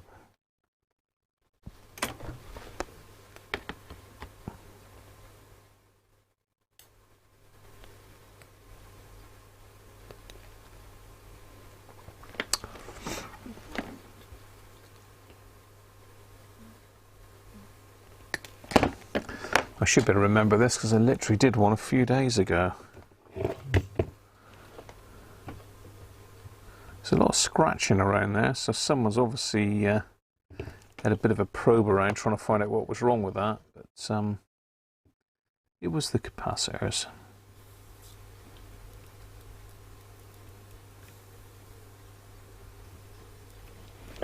So I'm just going to short those two terminals with a bit of wire.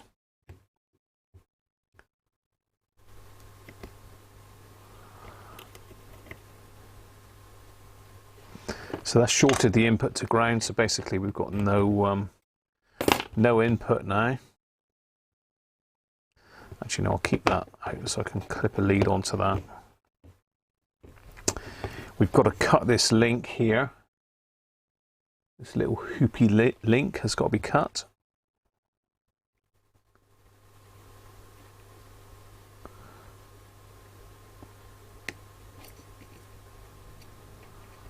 Bend them upwards. And then get a probe on each of those.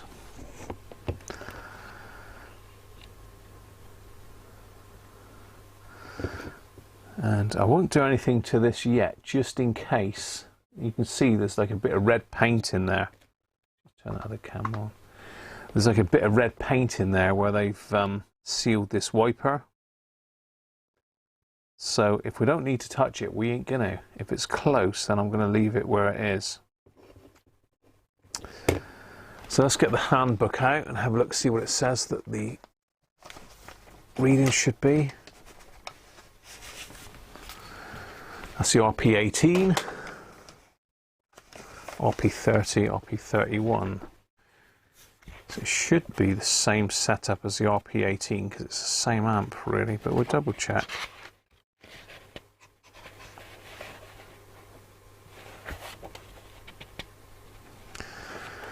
So short circuit pins 4 and 5, which we've done. 10 milliamp meter between the test link terminals, having first cut the link. 10 volt meter between the midpoint voltage test point and the earth. Connect the batteries and switch on. Quiescent current 4 milliamps and 8 point, if you can see that. So 4 milliamps is the quiescent current we're looking for. We're looking for 8.85 volts on the midpoint reading. So we've got two adjustment points on it. One is this potentiometer here, and the other one is that horrible wire wound bar potentiometer there.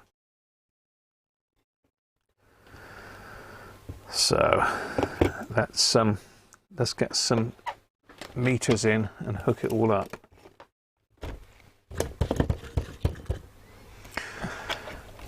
So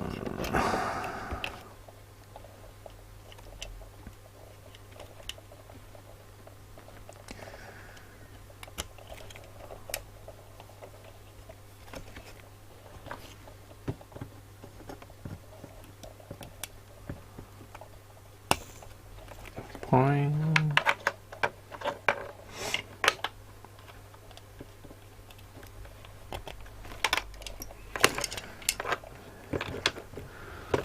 Let's pop something underneath it just to stop it shorting. Try to think what we used last time. Did use a bit of foam, didn't I? But I don't know what I've done with that. What I've done with that then?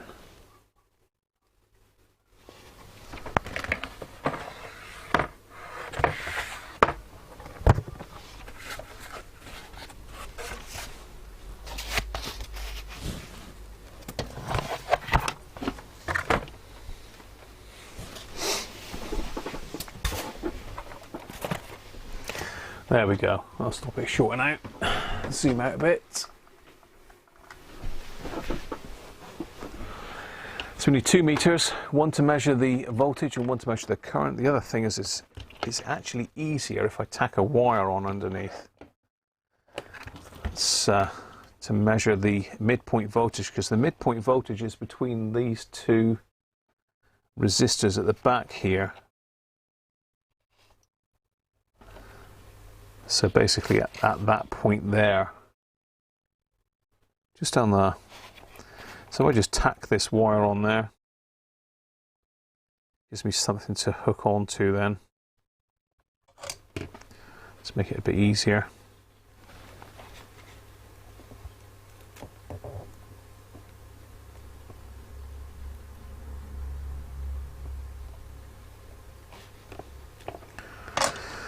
So that's where I'm going to hook on for my midpoint voltage, and I'll use that as my ground.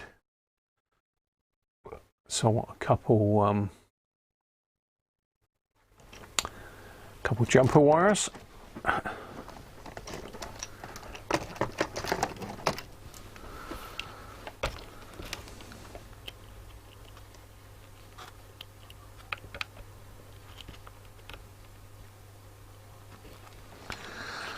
That's one, and the other one.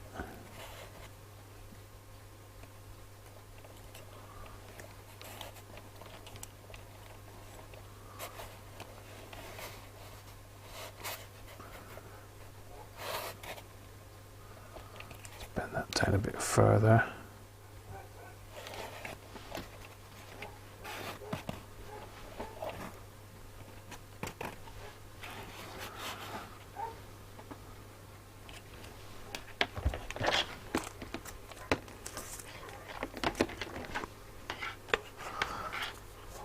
Sounds like there's a lot of dogs out there now.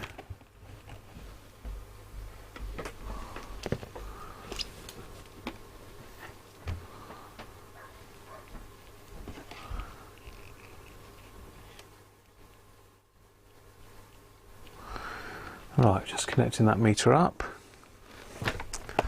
I think Mrs. Cruncher's come to investigate the dog situation.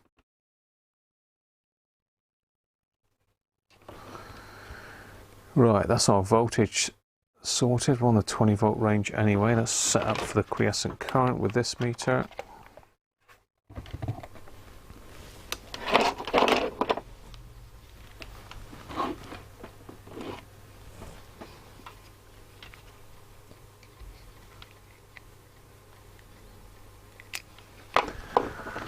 That lead or not.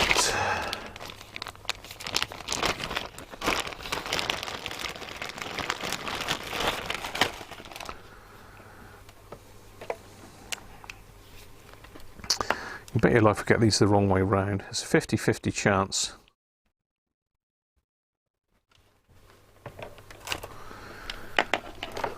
So let's connect that one there.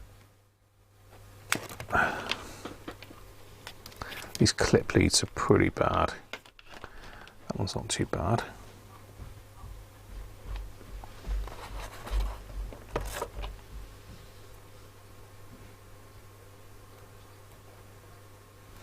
Right, I'm clipped on. Clip on. Let's get the camera down a little bit so you can see what's going on. Let's turn that one so we get the glare off the screen. Okay, I'm going to swap the leads around. That needs to be in the milliamp.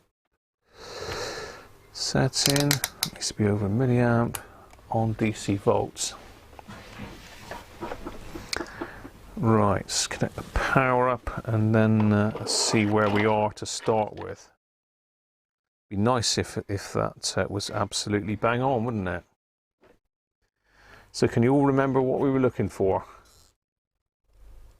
Were you all paying attention?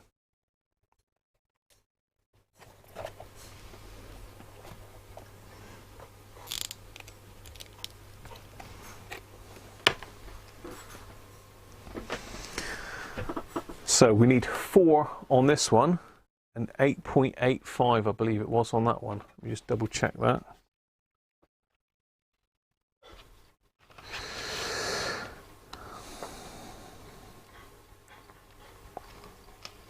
Yeah, 4 and 8.85. So let's turn on.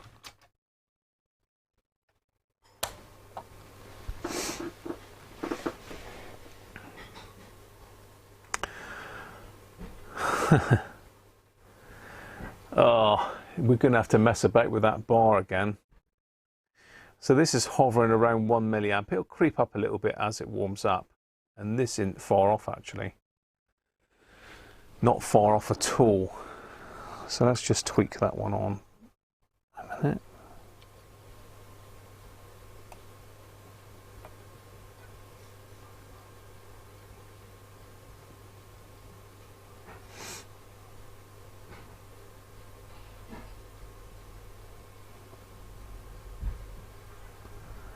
That one's not really.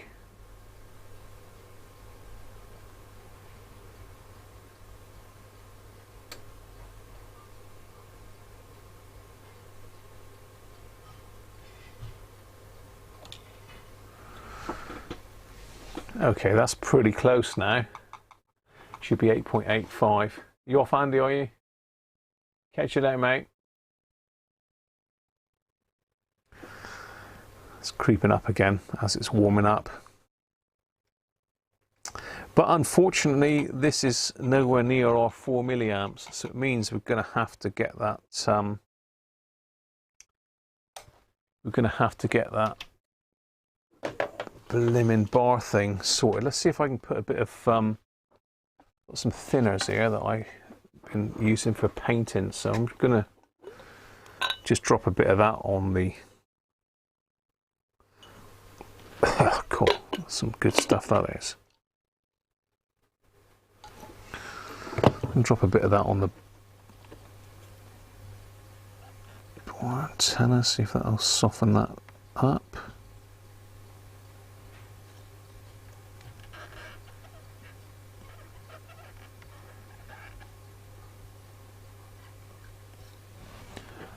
Certainly does seem to soften it up, that.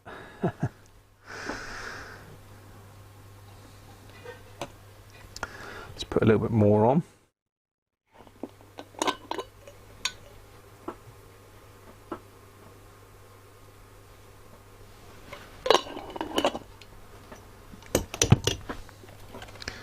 We should be able to get it moving then.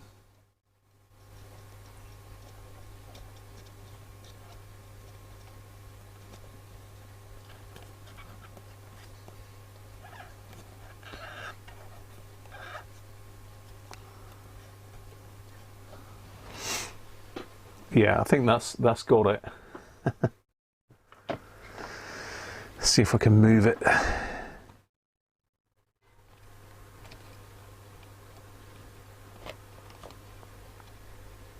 Let's give it a squirt of Serviceol as well.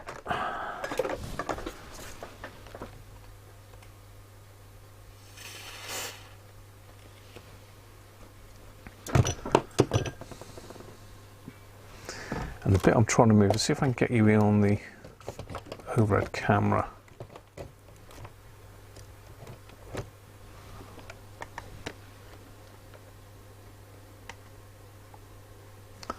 Might be a bit close there. There's the overhead camera. Okay, where are we? Yeah, there it is. That's the bit I'm trying to move, that red piece down there. This here. There it goes. Let's move that again.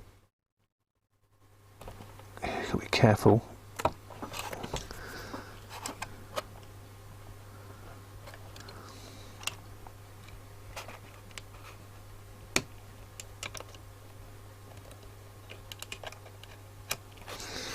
Right, let's see what that's done to our measurement then.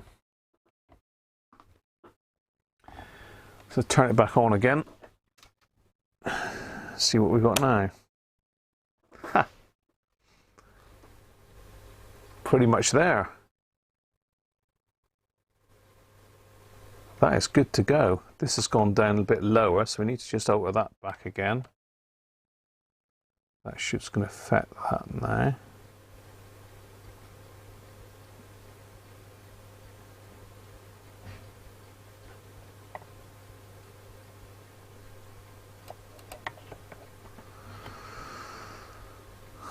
This has gone slightly high.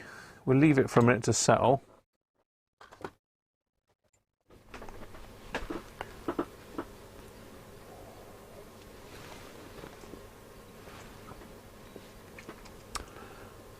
So just leave it to settle a minute.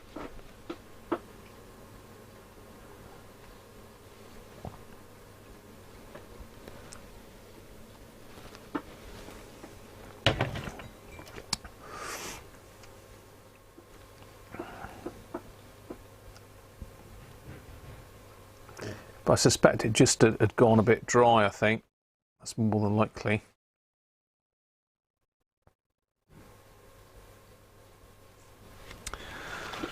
And what does it say in the book about letting it settle?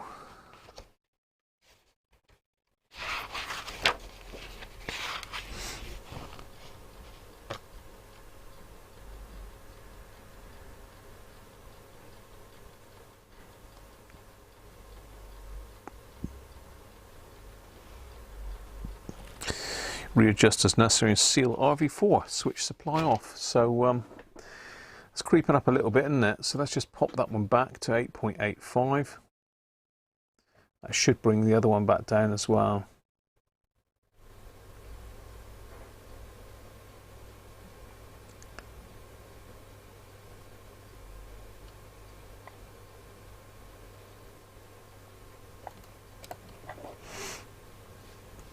.3. Let's pop that off. I'm just going to move that a fraction.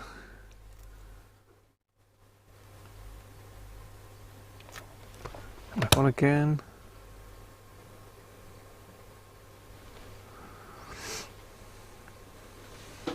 I think that's good enough, don't you? 8.85 and 3.94. That's good.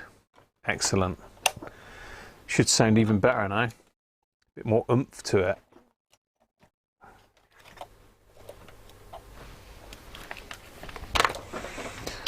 Yeah, so even though we haven't touched any of the transistors, it's well worth having a look at that. Just unclip all my leads, get all my wires out of the way. Remembering to put that one back into the normal voltage range.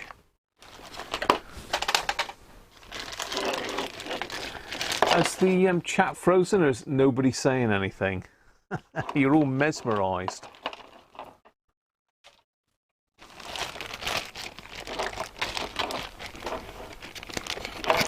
You're mesmerised by quiescent current and midpoint voltage setting.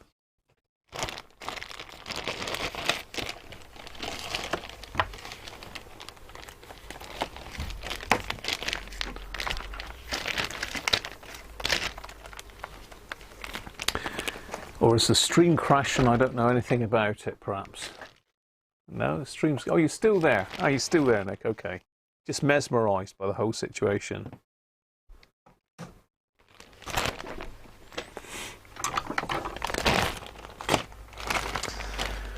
Right, so we need to seal that now. So we'll get Mrs. Cruncher's nail varnish. Don't tell her I've got it. I don't think she's watching, so we'll be okay for a minute.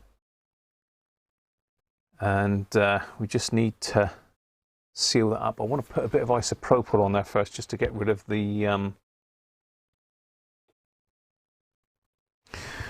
surfacel that would have gone on the back of that. Both sides.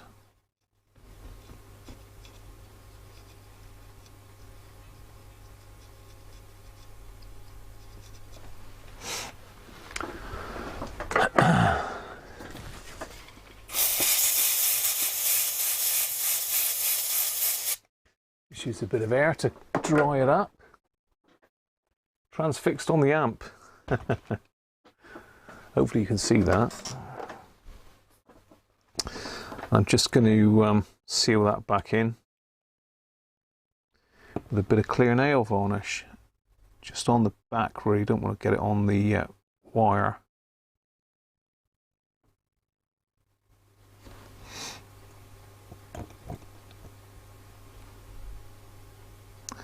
So again, if you need to alter it again in the future, you just need a little dab of acetone and that'll come off, or nail varnish remover. And that is that's Sally Hansen, hard as nails with nylon. So let that set off. That'll take a couple minutes to set off, and we'll get the rest of it sorted. So you take off our jumpers. That's decided it wants to go off now. Take off that one. Goes up to temperature.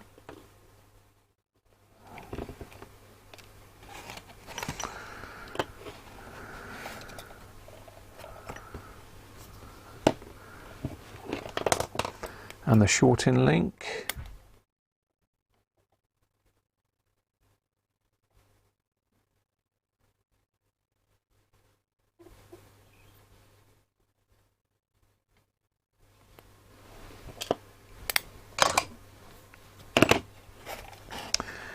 Then we've got to rejoin the wire there.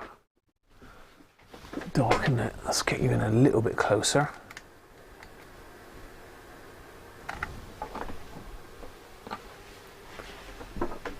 That's better. I say that's a clean cut on that wire, so it should join back pretty easily. And there's quite a long wire on these. The Hunters and the RP25s don't seem to have a lot of wire, so you usually got to end up putting another one on. But these join back pretty easy. Terminals are a bit further spaced.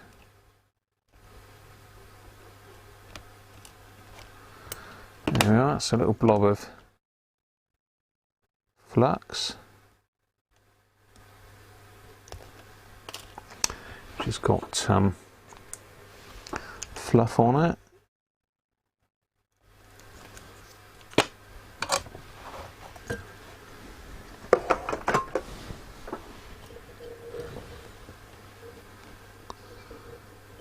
Just to resolder that on.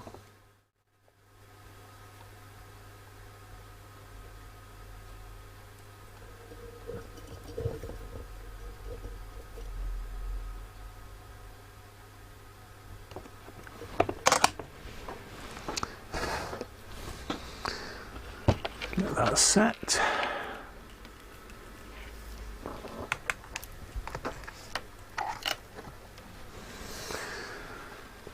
Let's make sure that is joined, which it isn't. That's because I haven't got my goggles on.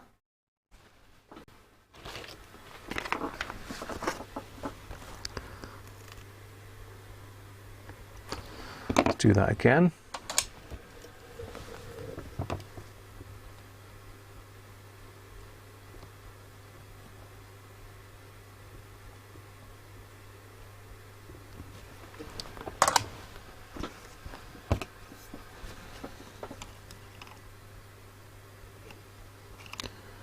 Yep, that's got it that time.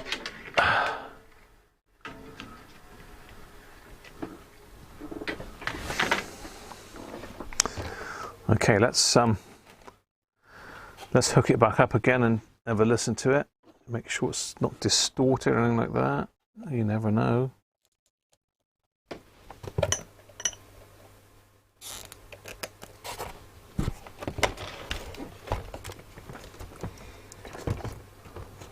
Out the way and that.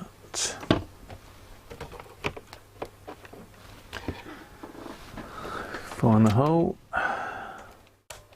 You could open the windows in the house, but the smell was unbelievable.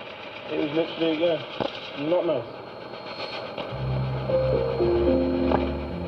Ruth and Ken at Duke's Farm. Coal was contiguous. Rich Well, we have got coal was contiguous, but we have got better tone now. I've done that. When a single ram is found among the corpses with a blister in its mouth. Okay, yeah, that does sound a little bit better. I've got better tone on it now. It was all right before, but it was a bit flat compared to how it is now. There we go. Right, okay, that's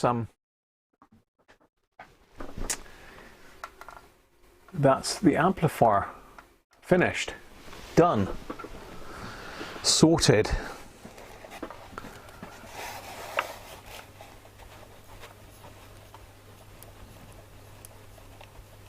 Apart from a little clean up.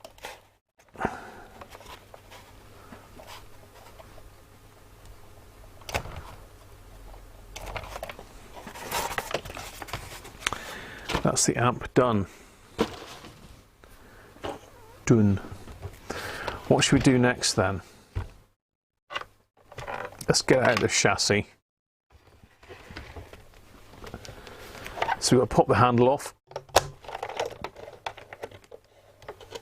Just on Keo slots. Push it down.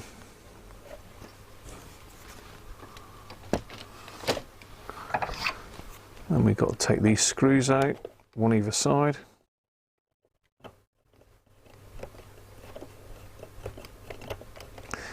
There's still plenty of work to do on this radio. We're not going to get it all done today.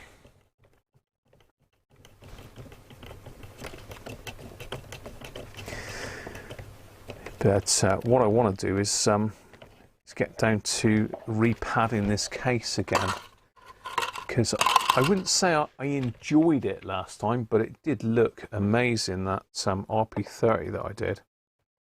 That was the first of the larger hackers that I've ever repadded, and that came out very nicely indeed.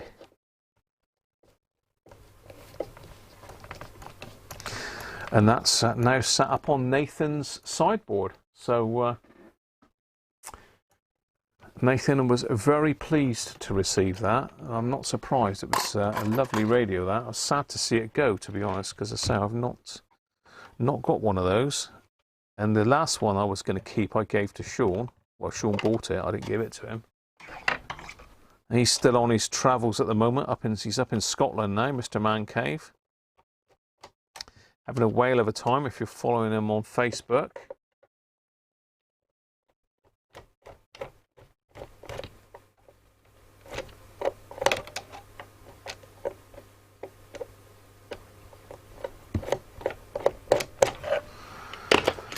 Just get those screws out.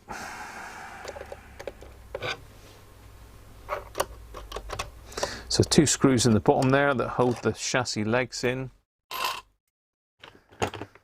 That's all undone, and that's it. Out she'll come.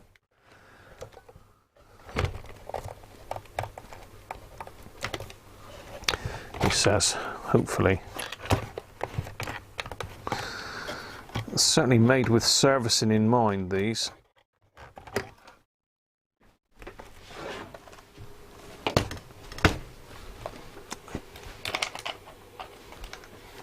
Blow some caps up. Sounds like you've got George there, Brett.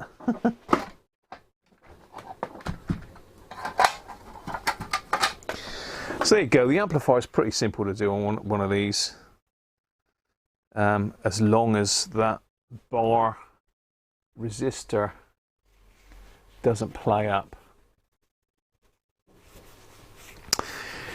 Right, what are we going to do with this thing then? We're going to have to take out the transistors and zap them. We have got some capacitors to do. Not a lot. There's 3 or 4 in here, I think. I don't think there's any on the switchboard. No, there isn't.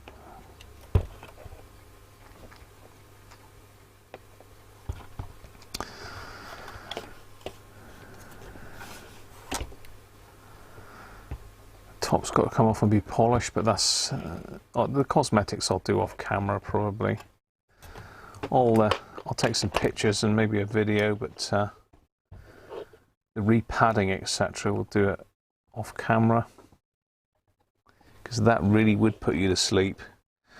So we've got an L commode in there, and 2 of those, well, one's a 64, they're both 64s. No, we've got 40.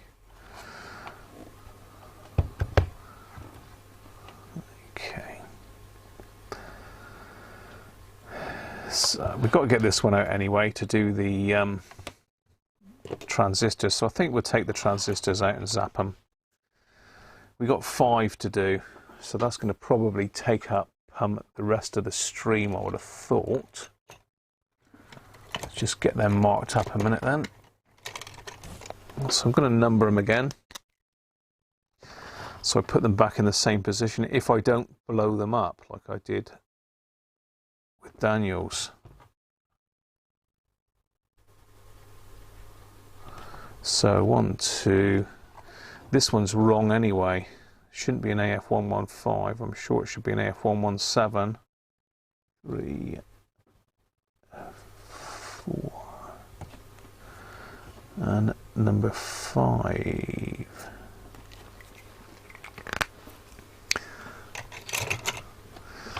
Yeah, so I might find another AF117 for that one. So let's zoom you in on the board there a minute, and I'm going to go for a quick comfort break.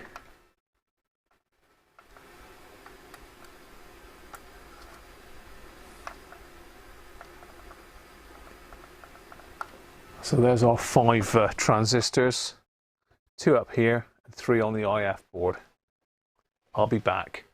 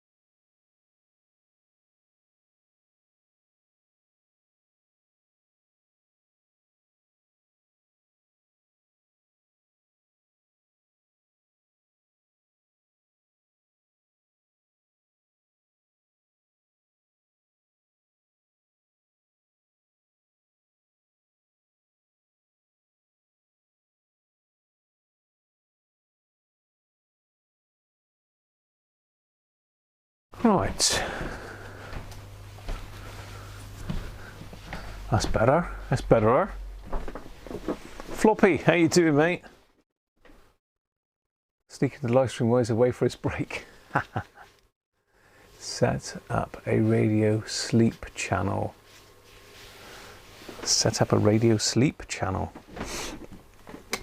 Right. Let's get removing transistors.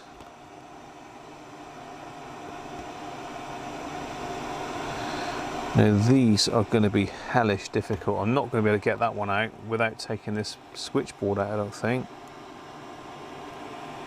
How am I going to get to that one? Yeah, I'm going to have to take the switchboard out to get at that one.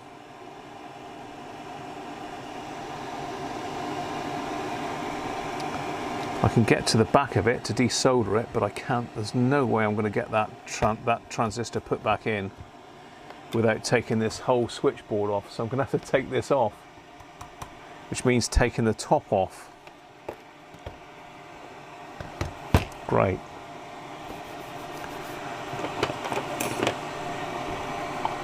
It's got to come off at some stage, so let's just do it now.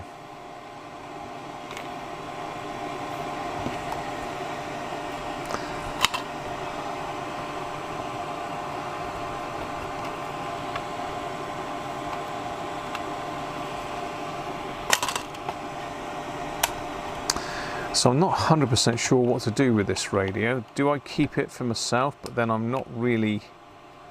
Do I need any radios? I don't really. So I'm either going to stick it on my website for sale, or I might be putting some stuff in a local antique place. I was in there in the week having a nose about, and someone was asking what I did, and I told them, and they said, oh, you need to speak to the owner. So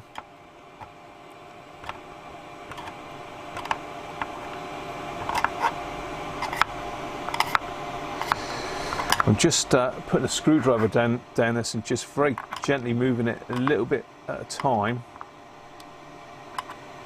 You've got to be careful with this, otherwise you'll bend it, and this is tight, this one. It's a bit bigger screwdriver.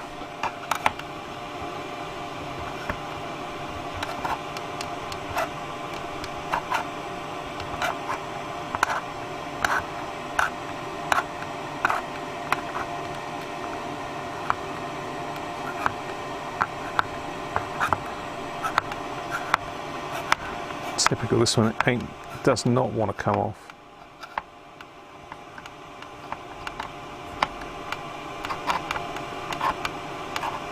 It's coming now.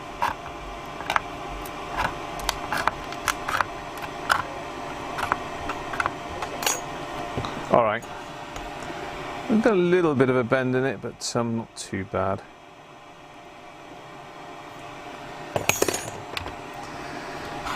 Same for the other side.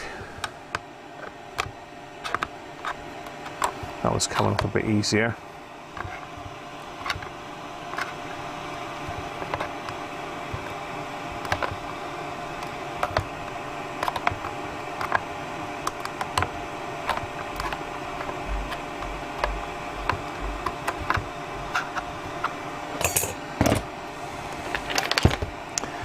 Now this is where we get lots of paint come off the underside now.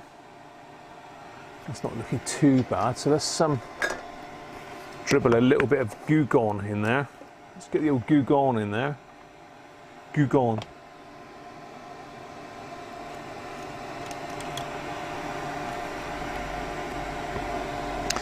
Goo Gone or lighter fluid does work as well, but I ain't got the lighter fluid up here. This takes a little bit longer, the Goo Gone.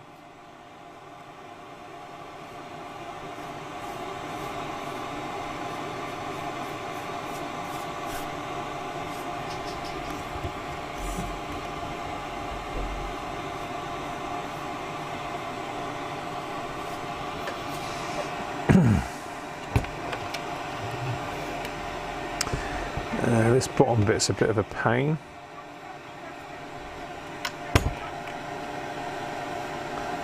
So what I'm doing is just trying to minimise the breakout on the paintwork, because they stick this on with double-sided tape for some reason.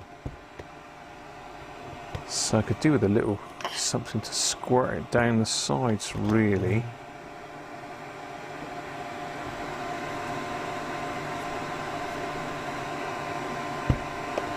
Let's go on that way. Let's do that one. So I'm just trying to run some down the inside edges.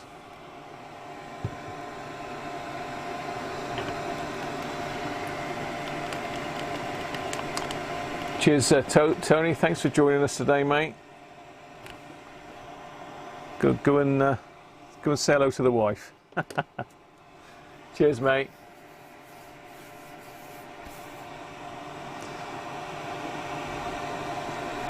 Okay, so just let that sit for a minute, just to work its magic. Let's start taking off some of these, so we can take that cap off because that's in the way.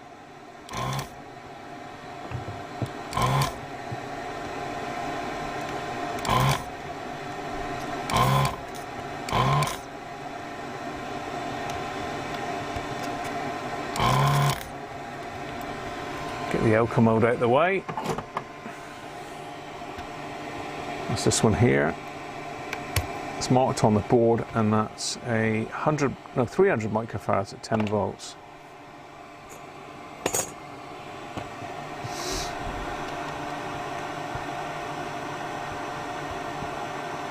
It's not budging yet, that.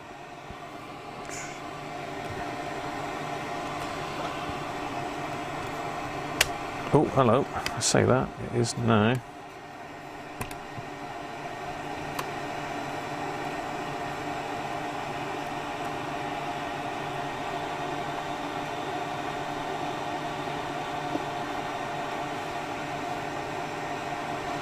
Just caught on that aerial.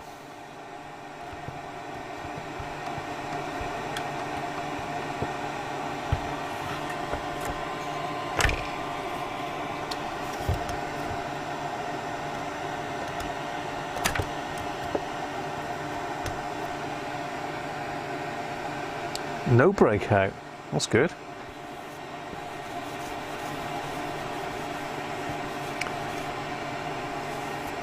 Maybe a little bit on that edge, but that's underneath the clips anyway, so that's ideal. There we go. Excellent. So that's come off in one piece without any of the paint coming off of it. Look.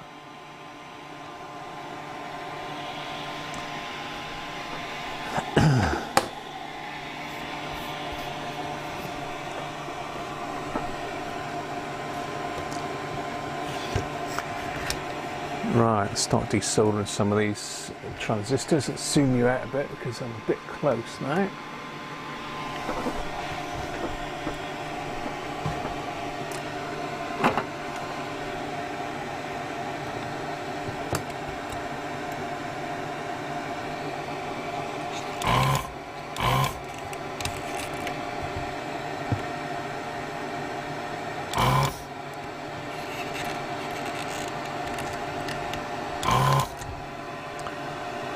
Let's pull them out.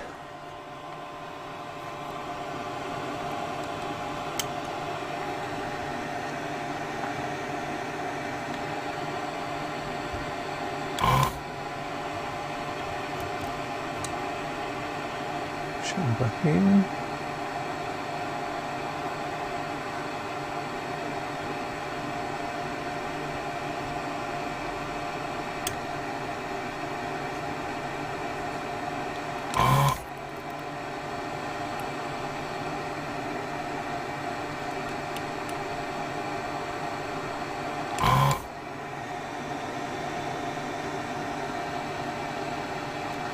There's one, isn't there?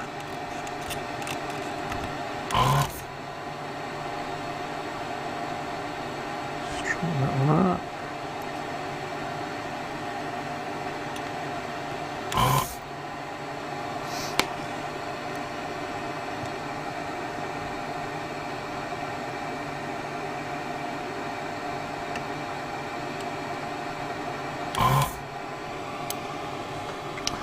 One out, and the next one.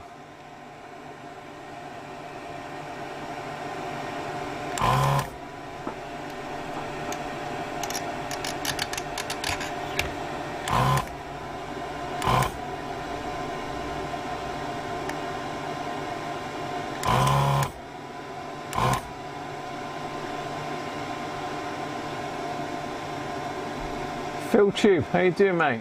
Oh yes, how are you? You have one you need 18 volts.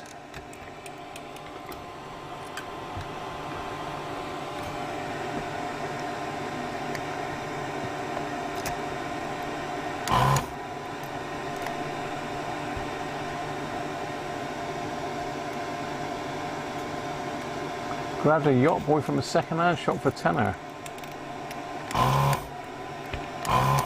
I've got a Yacht Boy coming in for repair next week. I think it's a Yacht Boy 300.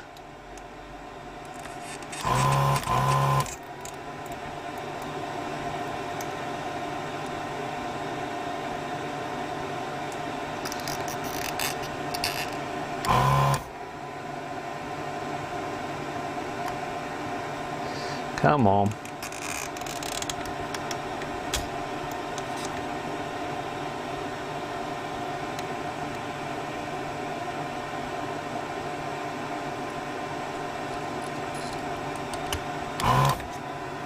There we go, there's another one out.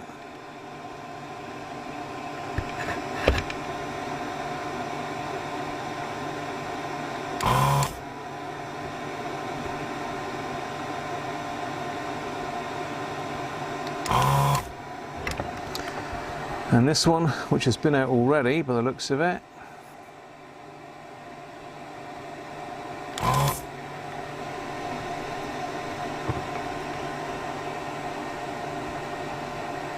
This is the one that's been changed already, I believe.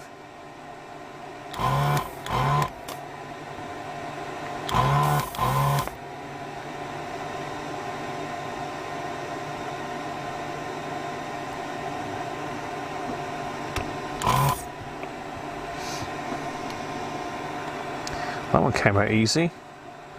So that's 3 down, 2 to go. So one is extremely difficult to get at because it's right in there. So let's do that one next.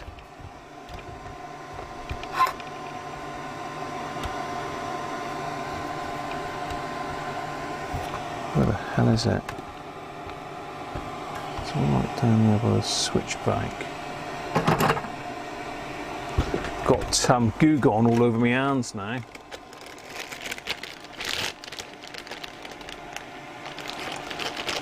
Long wave doesn't work, so that's either, it can't be that many things to stop long wave working. Yacht Boy 210. It's got to be a dodgy push button switch. I don't know if it's got a separate oscillator transistor, that one.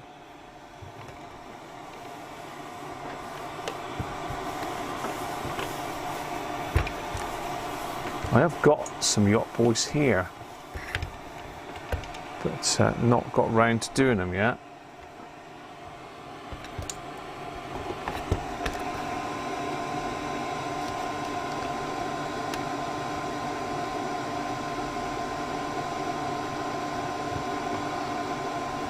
We've got a wire come off there, that's great.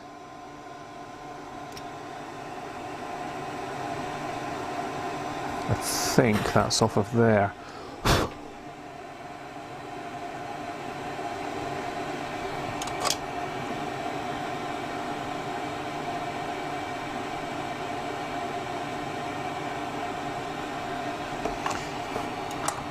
Did it ever, was it ever on there, I wonder? It must have done because it worked all right.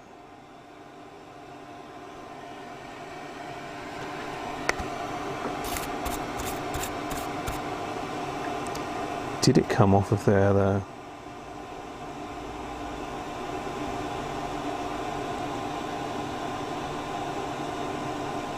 Doesn't look like there's any solder on that. I'm not sure, I'll have to check that.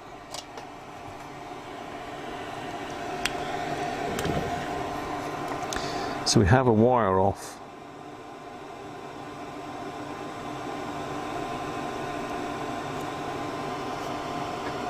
It looks like it came from here. So let's pop it back on there for a minute. Then we'll have to check it on the circuit. Just trying to work out where on earth they've soldered these transistors on.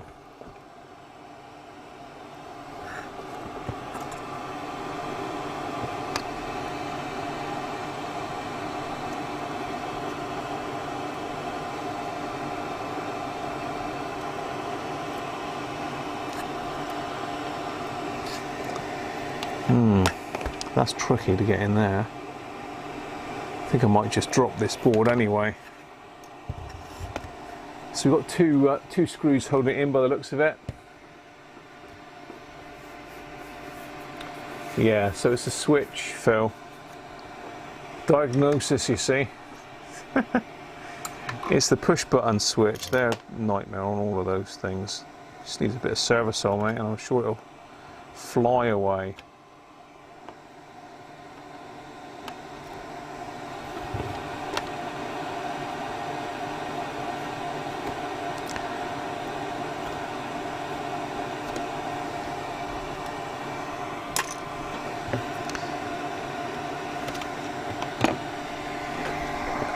Let's give that a bit of a blow off.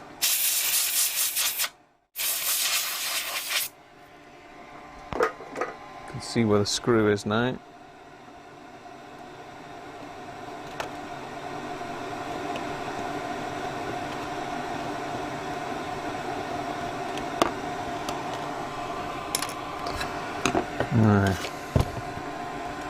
Will that board be nice and just pop off?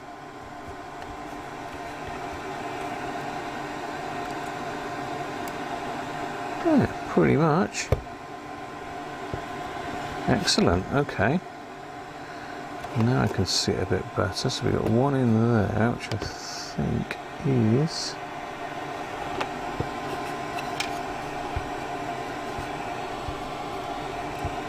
that one.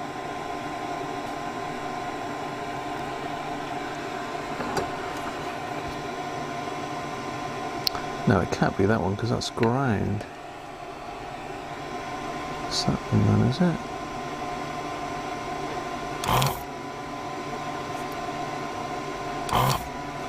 Yeah, it's that one there.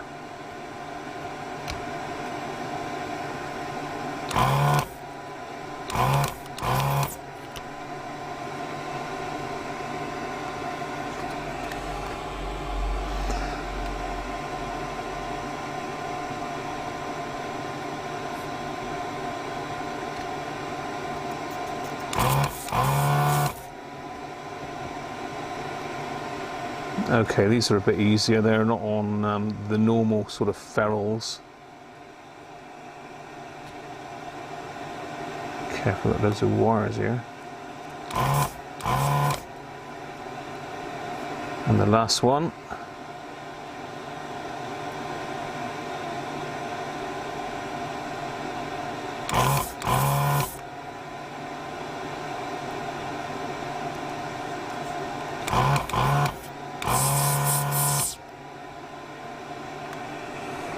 Make sure these are marked before I pull this one out. Gavin, how are you, mate? Yeah, we do have a fair bit of FM, yes.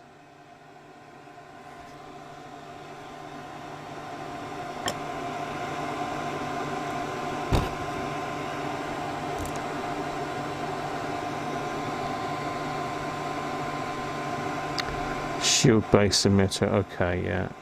So it's collector. Yeah, it is marked. It is marked. Good old Hacker. Oh dear, it's a bit of a stretch.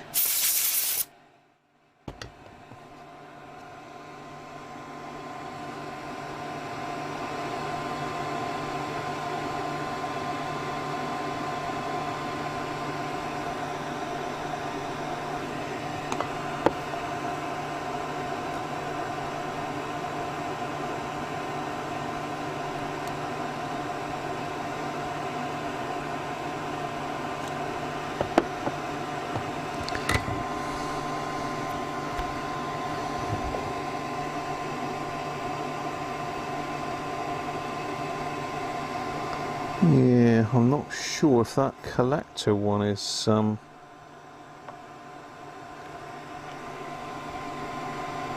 connected there. Where's a collector? Let's go to there.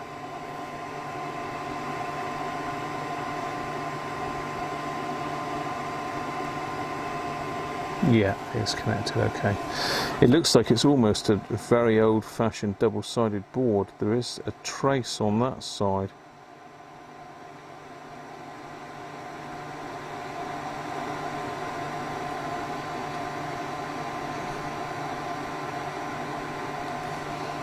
The shield is definitely connected to that side, but I'll have to have a look at that. I'll have to have a look at that.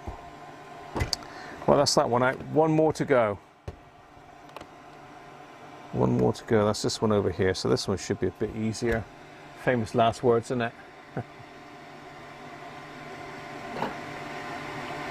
You're going to catch up. No worries, Gavin.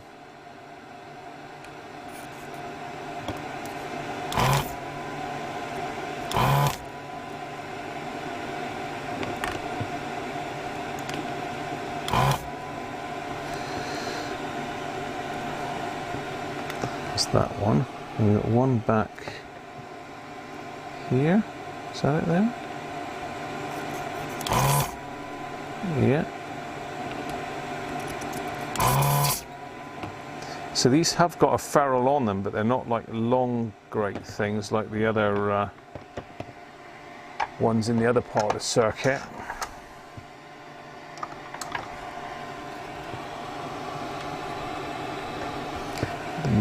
two fairly close together. So that's going to be the shield. Would be that one possibly. No, that one then. Yeah, yeah.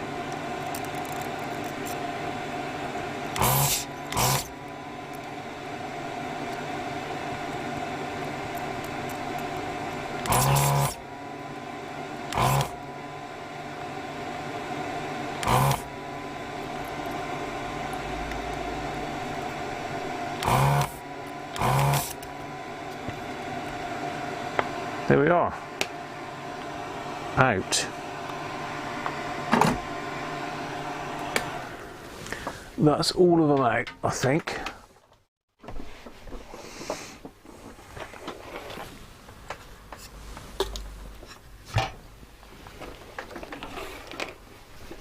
Yes. 5 transistors. So let's have a look at them.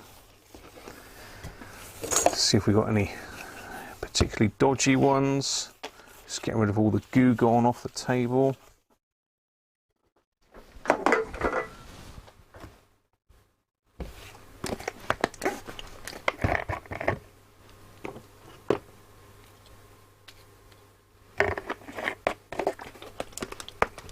Good stuff, goo gone. Nearly all gone as well. The goo gone's nearly gone. Goo gone, nearly gone. Cheers, Arena. Catch you soon, mate. And I'll catch up with your video later on. See what you've been up to.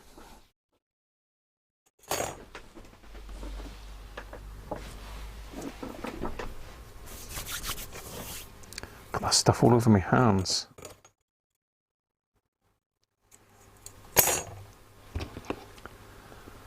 We need that in a minute. Right, let's have a look then. So first of all, have we got any shorts? What's the bet in? Bound to have shorts, aren't we? Well, let's have a look at these two that came out of the oscillator circuit then, because radio was working on shortwave. But have we got any shorts on shorts?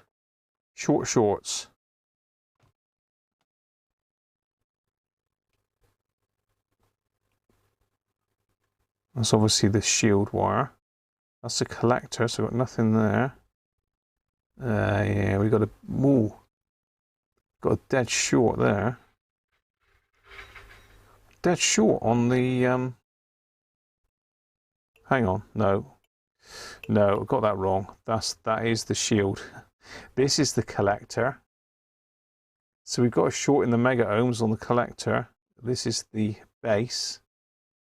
Same, we're in the mega ohms, but there still is a slight short there, and this is the emitter.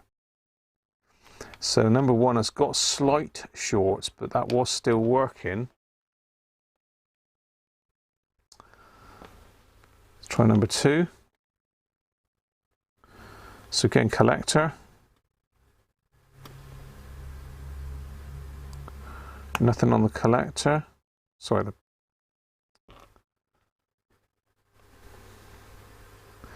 well, that's bizarre. I thought the black wire was the shield, but it's not. The green wire is the shield. That's the shield there. So we've definitely got that. So there's nothing connected there. Base. An emitter. So that one's got no shorts at all, number two. That's a good one. Let's try our first AF117 then. So collector. Yep. Base. Yep. And emitter. Yeah, not massive shorts, mind you. As I say, it was working when I pulled the shield wires out. Straighten these up a bit. Okay, collector.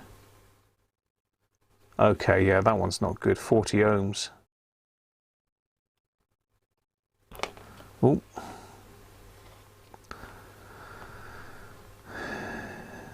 Base. 500 ohms and the emitter. 2 mega ohms. Yeah, that one's quite bad. What number is that one? So number 4. The last one, number 3. This is the AF115 that has been substituted. So this would have originally been an AF117, but someone's took it out and put a 115 and just tacked it on the top. Okay, let's see this one. Collector. Yeah, we've got a short to the collector there. Base, 500k, and the emitter. 4.7 meg. So yeah, we've got shorts. What are we on now? 6 o'clock.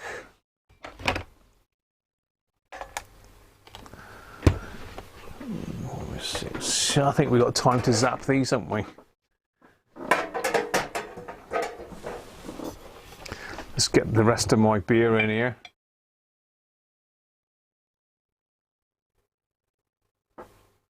Goo gone, all gone. Goo gone, gone. Goo gone, gone. See, it's lasted a long time actually. That I've had that probably 3 years, if not more. So it's lasted a fair while. Cheers again, everybody.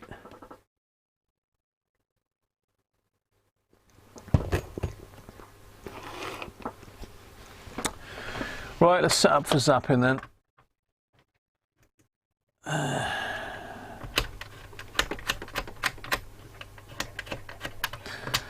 So I'm just going to gang the power supply together.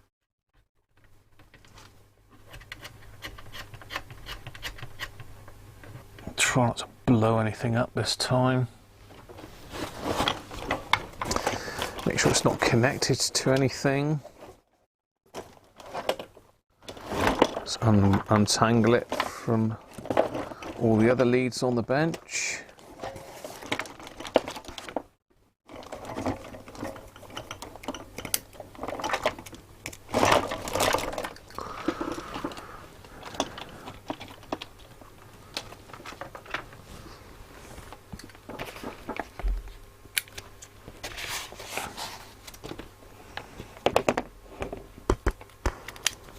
Right, so look at my voltage.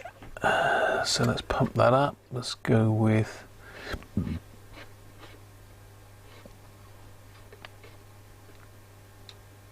let's go with 50 volts. Pop the current up a little bit, or up a lot actually.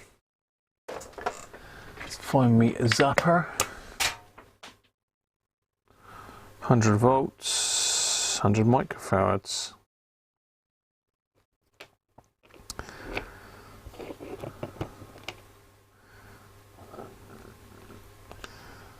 Take these leads off.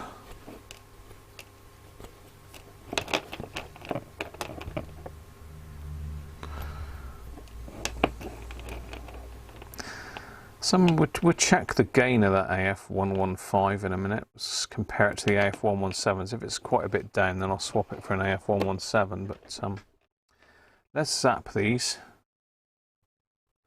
I must remember to connect the legs the right way around, because that's unfortunately what happened to Daniel's the other day.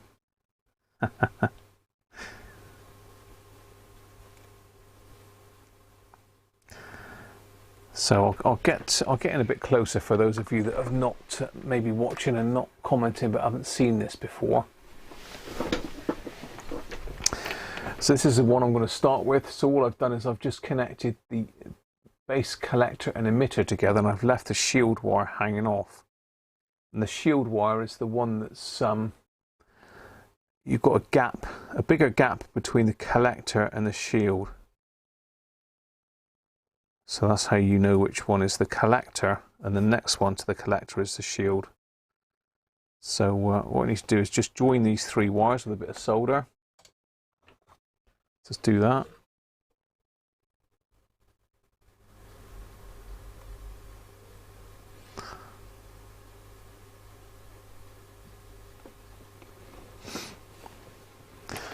And then I want to join this capacitor onto it. If I can stop myself.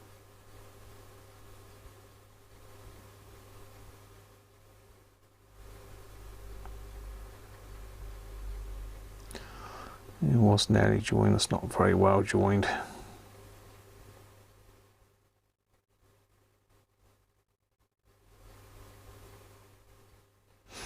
There. So now I've got that capacitor joined to the 3 legs that I've joined together, and the idea is that we're going to put this in series with the power supply, in parallel with power supply, charge the cap up and then just touch it on like that, like a little switch just to zap it, taking care that I don't zap anything else at the same time. I don't cross any of the leads.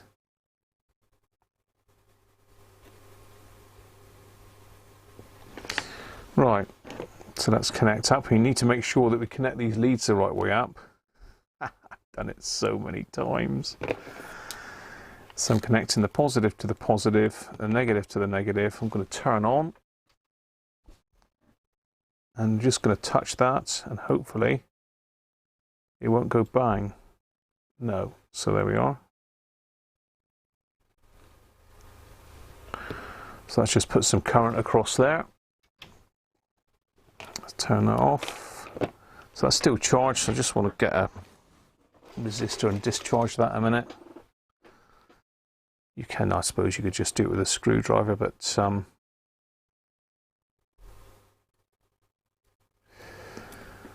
bleed it off with the resistor, it's kinder to the capacitor. Then all we're going to do is just join that together. So just going to join the other side. Again, this is an optional thing. Really, for the time it takes, it's worth doing it. And we're going to connect it back up again.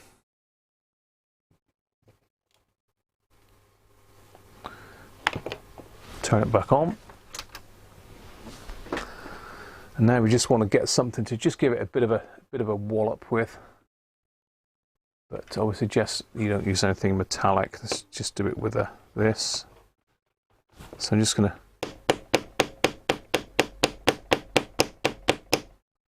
give it a few whacks on the bench, just in case there's any of those little whiskers that are close to the edge that have not quite burnt off properly. This is the AF115. Let's just discharge that again. There we are, 1 down, 4 to go. The transistor zapping machine. So I'll leave the legs joined for a minute so I know which one I've done and which one I haven't. On to the next one. We didn't test these actually, I should have done that really. I should have checked them all on the capacitor. Capacitor? About time the goat made an entrance, isn't it? He's fierce today, isn't he? He's looking out for me. He knows if I go wrong.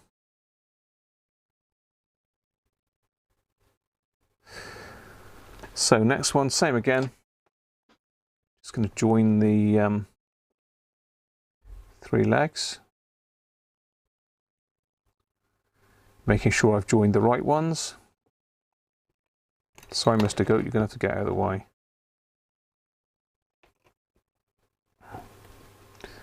Just stick the capacitor leg on.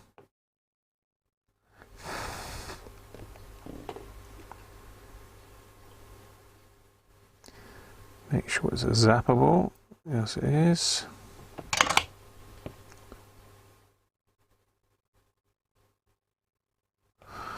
Okay. On there, that one on there. Power on, 50 volts.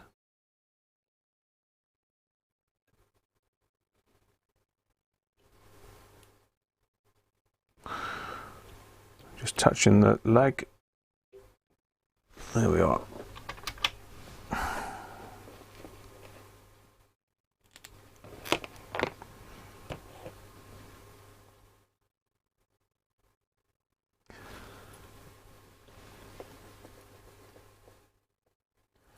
David, you've never seen it before. There you go. It's save you a fortune in buying new transistors, mate.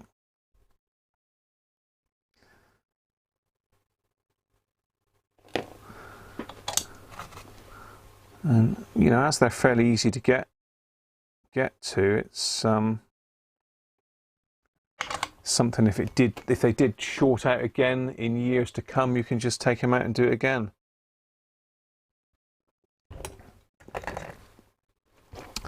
But so far I haven't had to re-zap any. I don't know if anybody else has got any experience of how long the zapping process lasts, but a long time.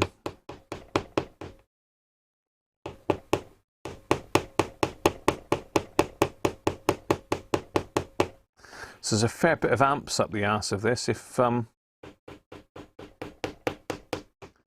it did go wrong, it would go wrong with a bang, I can tell you that. As you've seen.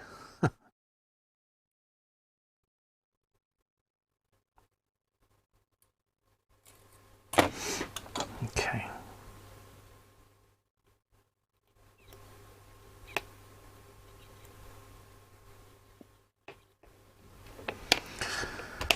Two down, three to go. And the next one, a bendy leg there. Let's just bend that one back with the pliers.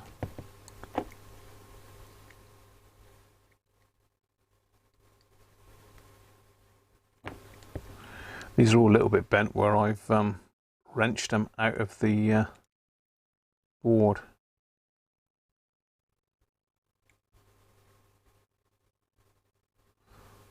Okay.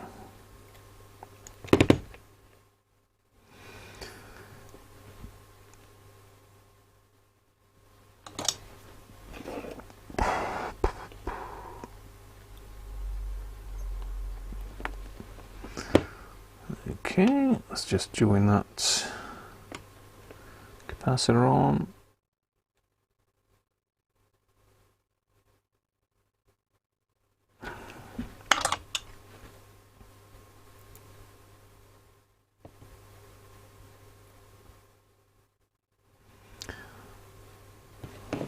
Well, let's connect back up to the power supply, positive, negative. Make sure I've definitely got the right one, yeah, okay. Oh, I thought it was a little spark then.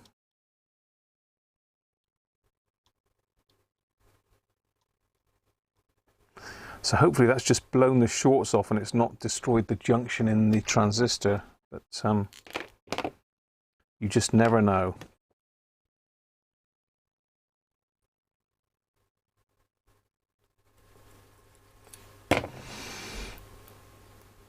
Never know till we get to test them.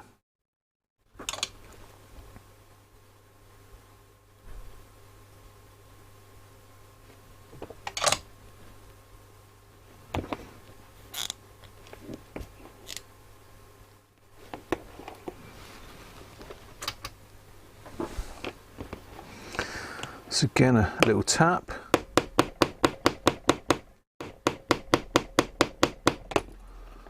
Flip it.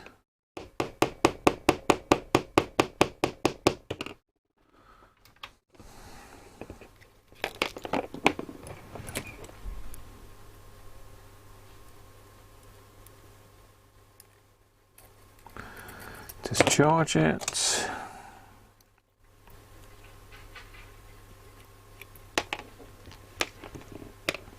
Another one done. Two to go. Okay, this is an AF115 as well, number 2.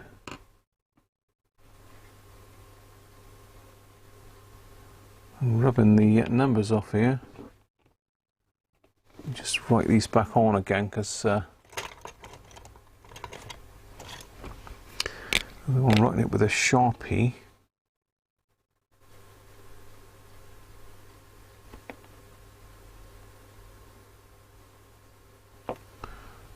4,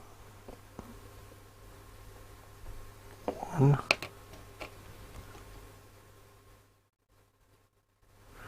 3,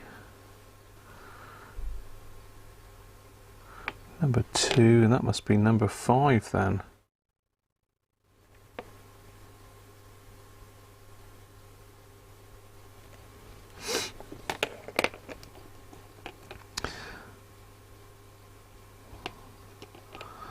So number 2 was an AF115 and number 1 was an AF115. Interesting. So probably 2 AF115s and 3 AF117s should have been.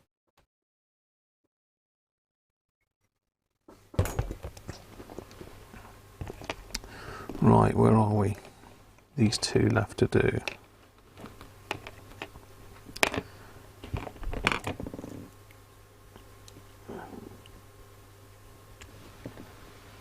Perhaps the whiskering stops after a certain period of time. I could be. Could be, Theo.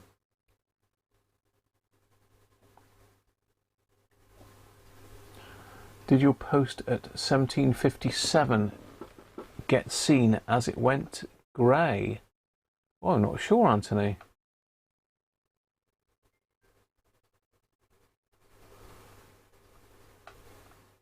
I can't see a time scale on here, mate, on my chat.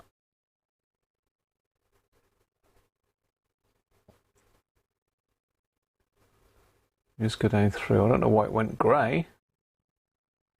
Do it again. Post it again, Anthony. It might not have gone through. I don't know what you said, but some YouTube may have pulled it out on their own. All on their own. So type it again, mate. And if we still don't see it, then YouTube have definitely pulled it for some reason.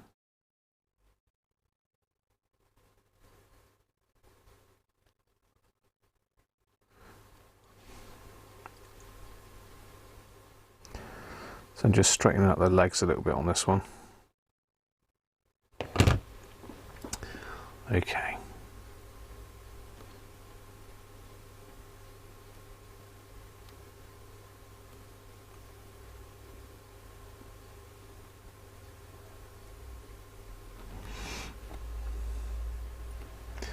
Right.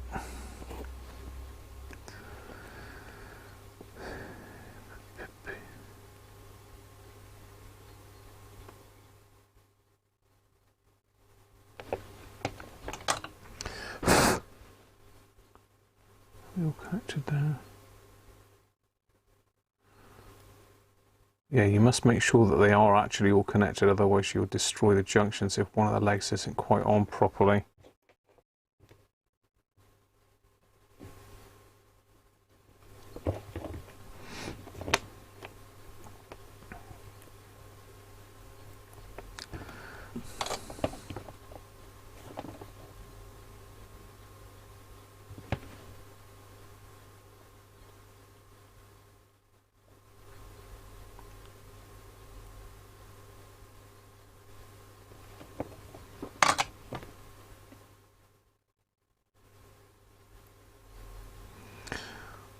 Okay, let's get ready to rumble.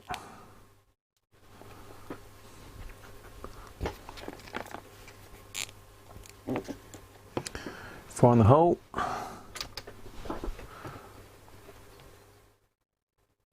Oh, did I hear a little snick then again? Perhaps the whiskering. Okay. Yeah, pop it on again, Anthony.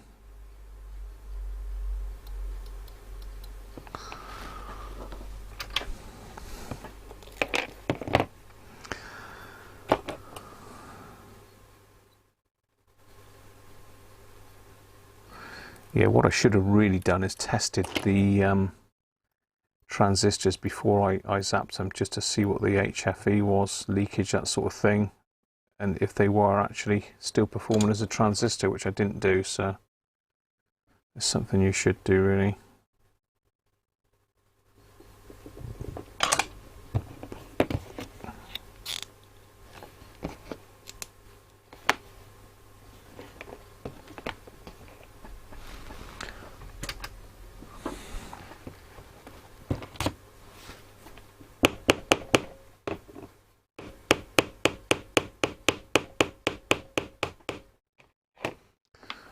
Go that way.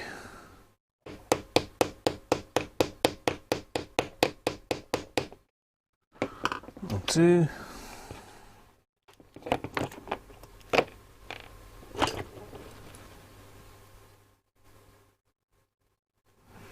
I say I'm discharging them because at the end of the day you've got 50 volts sat in there, and I don't know if it'll do the soldering iron any good if I touch it and it's got voltage on it. I don't know, it probably won't, but it won't do the capacitor any good. Let's put that onto one side. Last one then.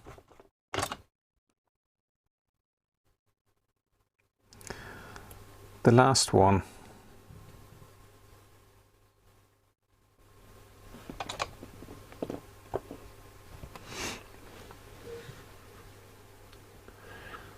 Okay, so Anthony's saying you've got the Duratol desoldering station and was wondering what the mods you have and were going to do, as yours has a noisy fan and didn't want to pull it apart until I've seen yours. So you want me to experiment on it first, Anthony, is what you're saying, isn't it? You want me to experiment on it and then you'll do yours. There is a mod. Someone's done a YouTube video on it actually. And basically, I think the fan in it is I think it's a 12 volt fan, but it's got an 18 volt or a 24 volt supply going to it, so it's overdriving the fan. And by putting a higher voltage fan in it, you stop that, I believe.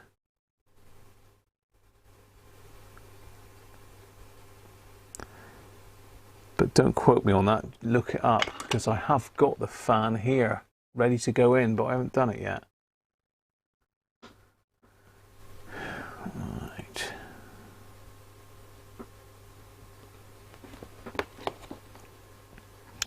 So last one then.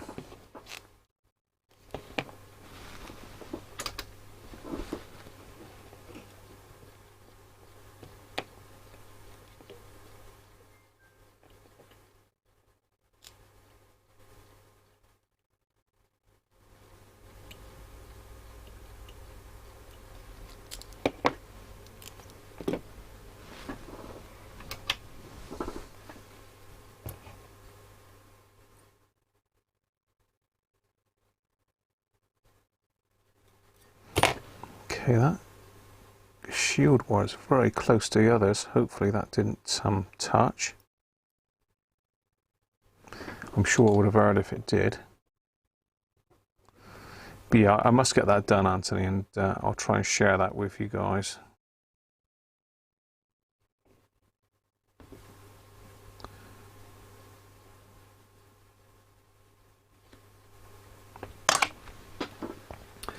What's Doug saying? Since you do this so often, it would be worth making up a jig on a piece of perf ball with pin headers, rig up a cap and a switch, etc. It would, Doug. Really, yeah. I think you're right. I do it quite often, don't I?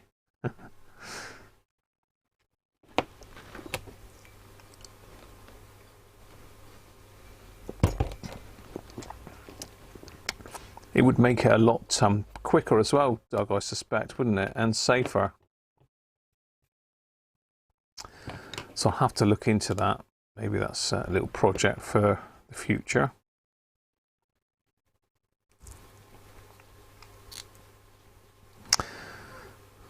Okay.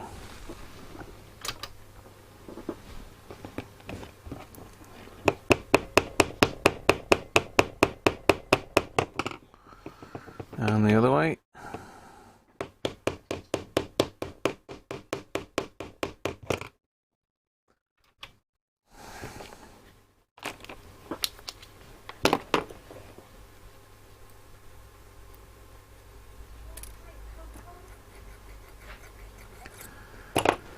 Right.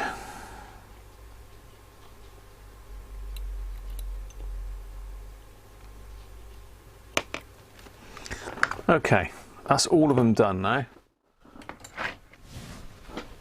So just separate all the legs up.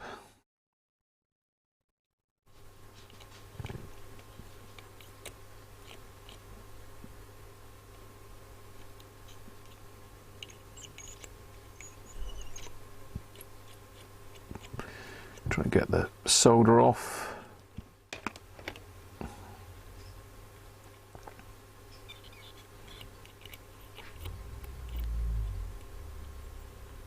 Shouldn't really flick them like that because I could get a bit in my eye.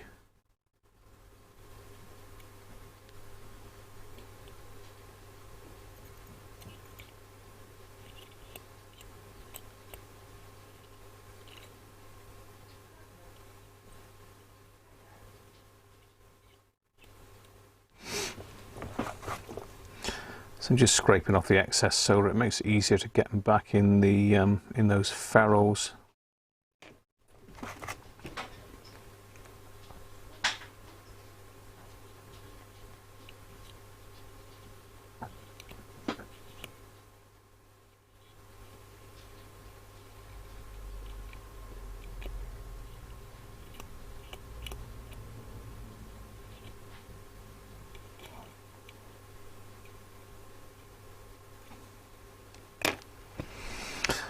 There's a lot of transistors, nearly as many as a Sovereign one, isn't it? That's got 7 in it. This has got 5.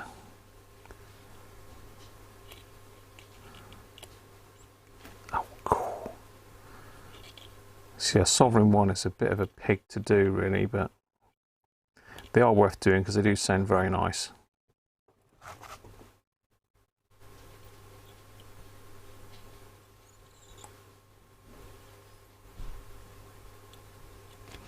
Right, okay.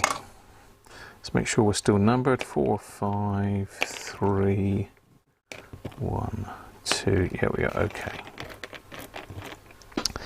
So let's get the transistor tester out, if I can find it. It's here somewhere. And just test the transistors. Make sure that they're all okay still. Because they're not always. Just see if I can find that in a minute. Drop down the back here, I expect.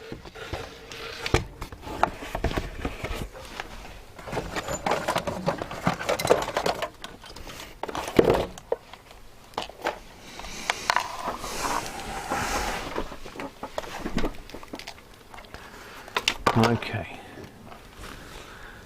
Let's just swap this one out, and then you can see what I'm up to then.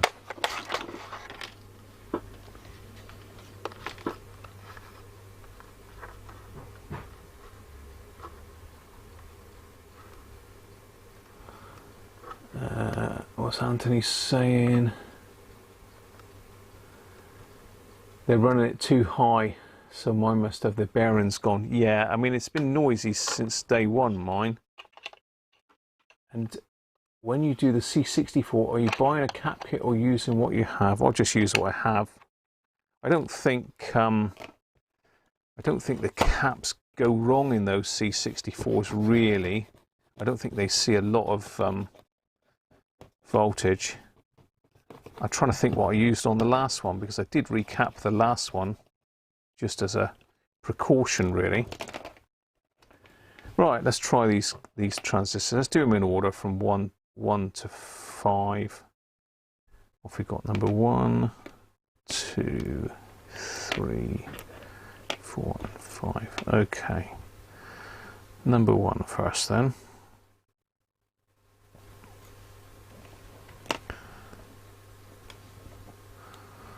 So this will tell us whether we've killed any of these transistors. Hopefully we haven't, because they are scarce.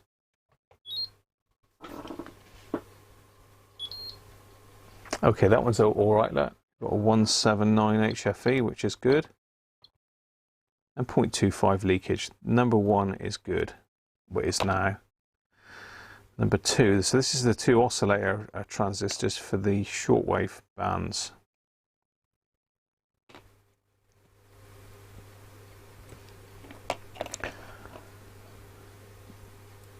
Well, I take it one is potentially the oscillator and one is the mixer. I'm not 100% sure. Okay, and number 2. Okay, that one's not looking good. All right, okay, let me just double check that one, that I've got the leads on right.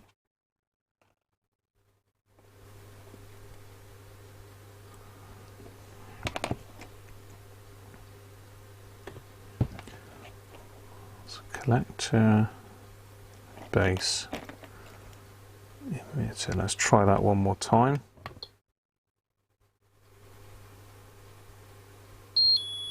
Okay, so number 2, our AF115, is not looking good. Let's try it once more with the lead moved about a bit. No. Okay, so number 2 is not good. Number 3.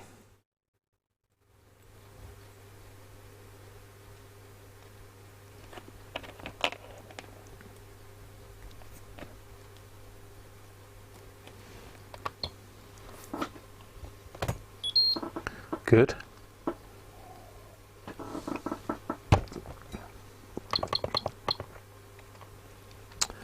Yeah, that one's good. Number 4. So maybe number 3 was the one that, sorry, number 2 was the one that did arc across. Maybe it was too much for it. Didn't like it up it. And that was it.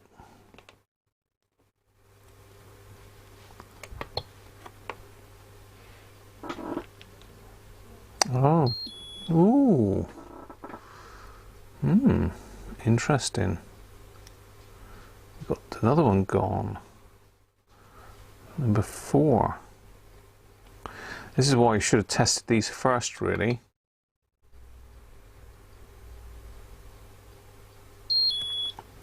Yeah, make sure my leads are okay.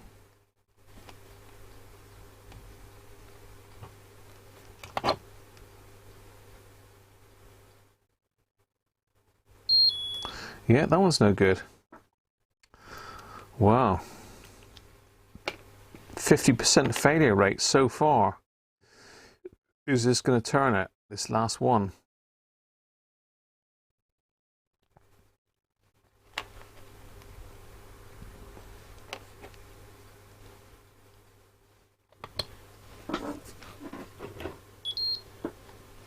Oh, no, this one's... What's going on?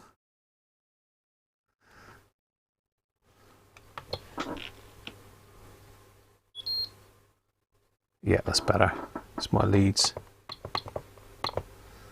Yeah, okay. So we got 2 out of 5 duff, which means we're either going to need to replace them with, what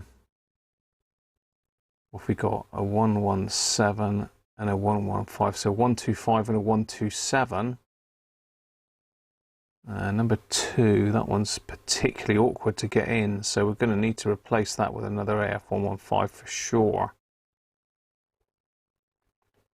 But number 4, we can put an AF127, or should we let's see what we got here? I'm babbling on, aren't I? It means I'm going to have to zap 2 more, really. 4, we've got the AF117. Got an AF117 there.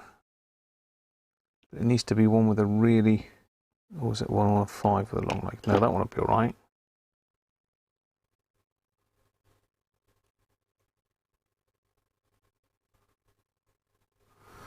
So that's one potential, and we need a 115.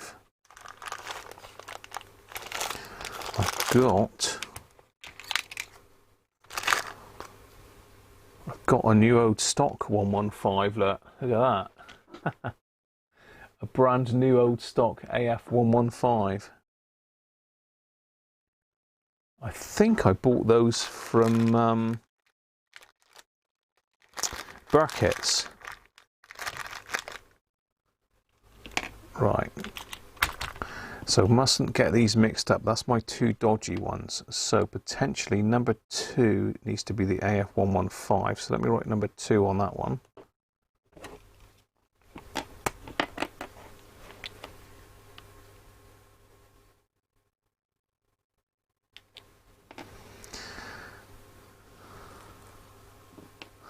And the other one needs to be number 4. Let's just get this plastic shield off of it a minute.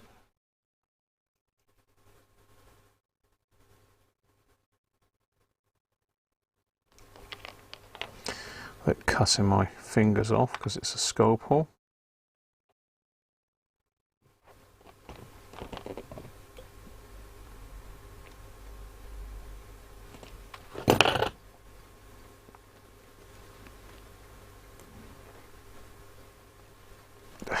Come on, get off.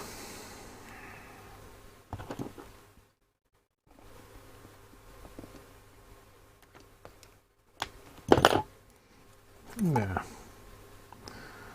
So this is going to be on number 4, if it's any good.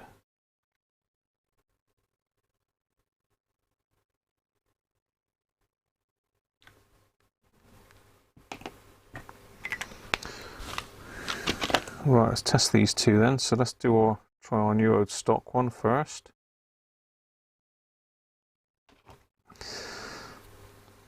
Got to be careful because sometimes this can be the battery in the unit or the leads.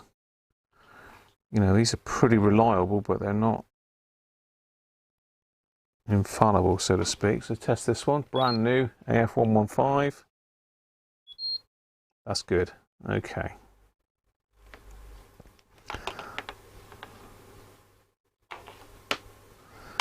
We'll check it for shorts in a minute. So let's try this 117.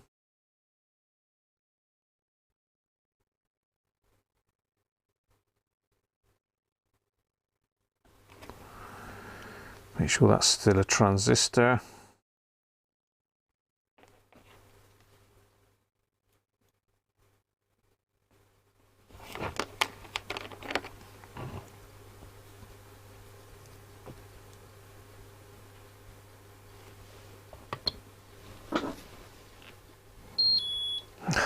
Oh, that one's not very good.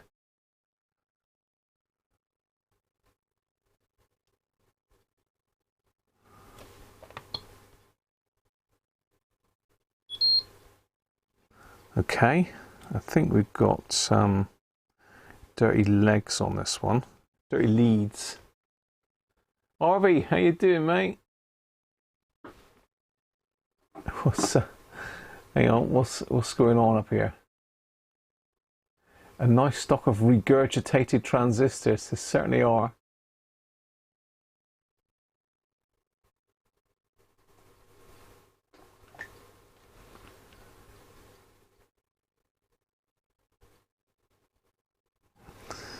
Yeah, Benji's had the floods. Okay, hang on. Let's just try that again with it connected the right way round this time. Try that again. There we go. Oh, hell, 315 HFE. That's a monster.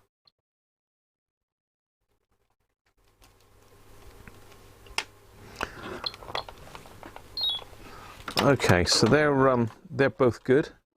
Just had it connected the wrong way round.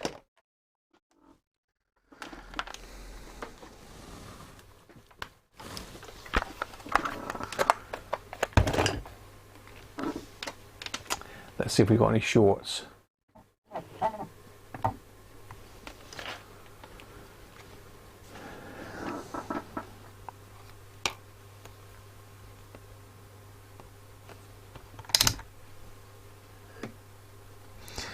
So this is a new one. Has it got shorts? Yes, it has, look. Brand new. And we've got a short between collector and shield. Base, 500k, and emitter. Yeah, so that one, even though it's a new old stock, has got shorts. So don't think buying an AF11567 off of eBay is going to get you a working transistor, because it's unlikely. So it's the AF117. Nothing there on the collector base. And oh, emitter. I think this one's good. So I may have already zapped this one. Okay. So the brand new AF115 has got shorts. The the old AF117 that I may well have already zapped hasn't. So we're going to have to zap these again.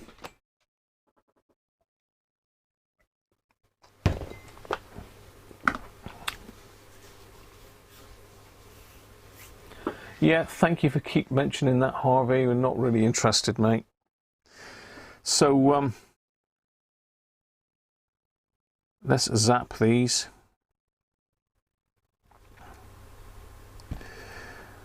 Let's zap these.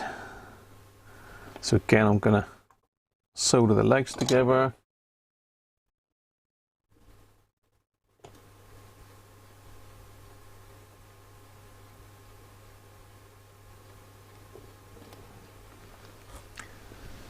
Let's get my capacitor back. Still set up for zapping anyway, so it shouldn't take too long. I've only got 2 to do. Hopefully these will be okay.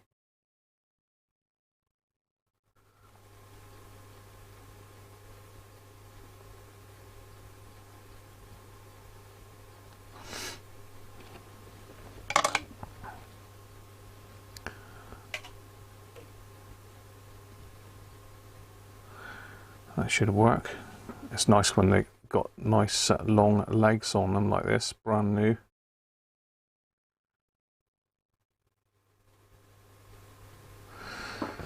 Okay, fire in the hole. See if she bangs. Hopefully not, because that'd be a brand new transistor killed.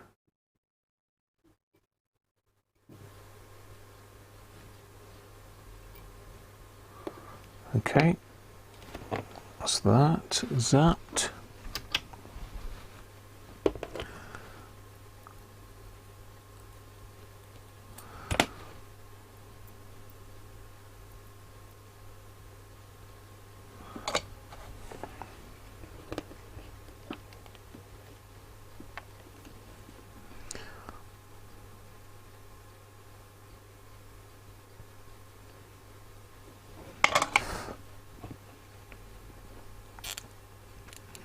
Let's give it a little tap.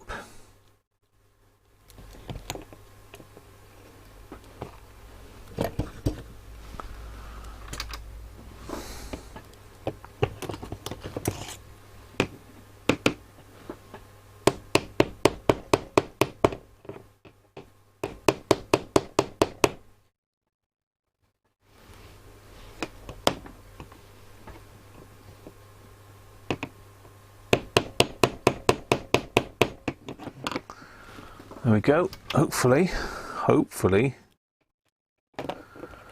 that'll survive.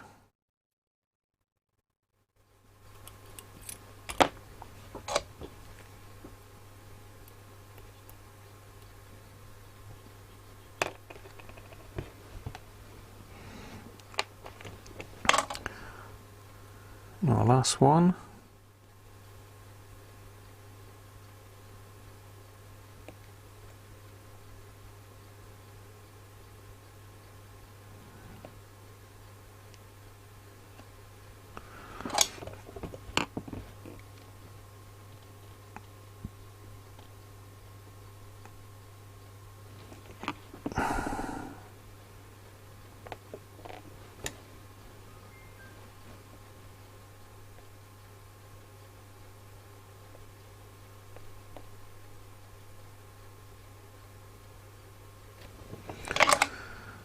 Make sure I've got my legs correct, because we don't want to be wasting another one.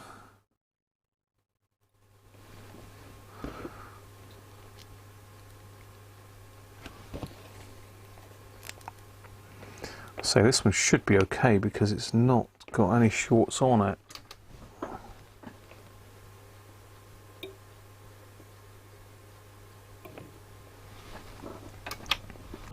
But still zap it anyway.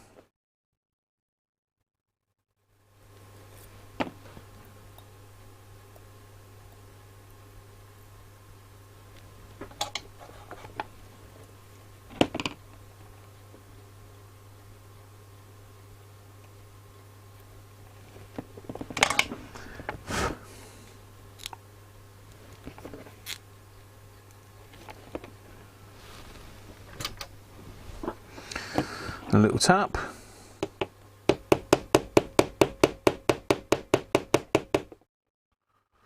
And the other side.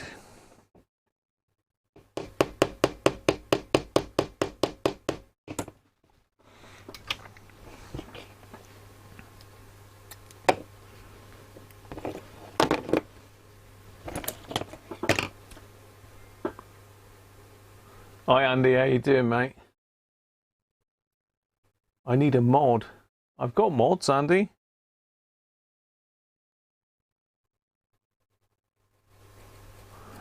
But I think we're all right. I don't think anyone's out of order. I think we've got Nick's there, and I think Daniel's about, hopefully. Right, so those two are no good. Let's just pop those to one side so I don't get them mixed up.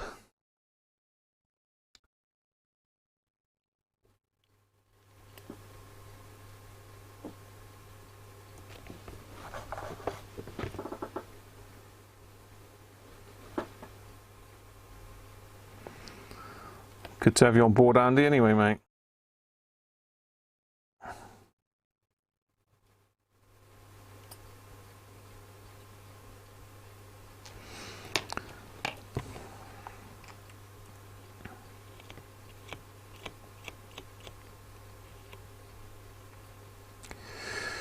Right, now have we sorted it? Have we now got two decent transistors, or have I killed another one? I mean, they're quite fragile, these old germaniums, but the zapping does usually work. So let's see if we've got two transistors still.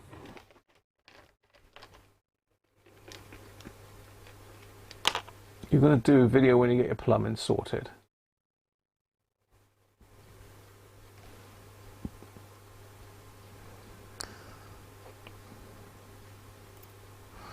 Yeah, we haven't had a video from you for a while, Benji.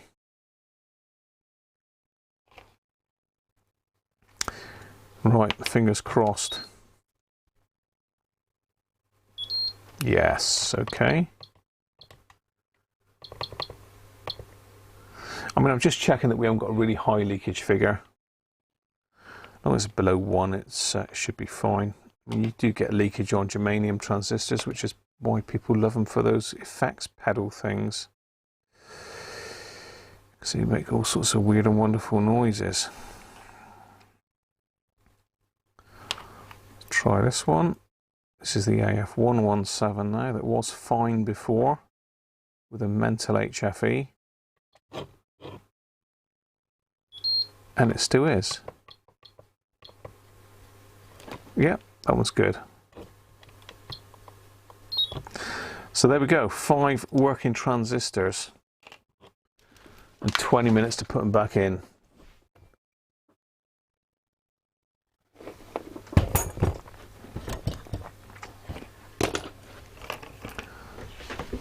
Have we got time to do some of them today?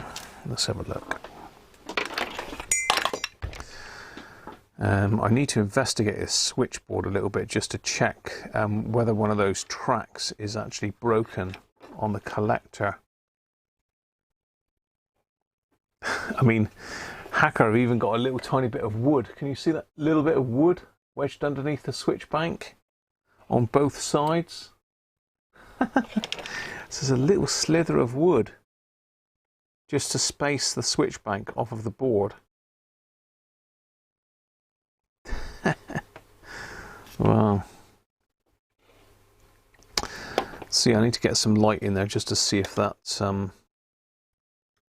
that track goes anywhere, because it's definitely not all there.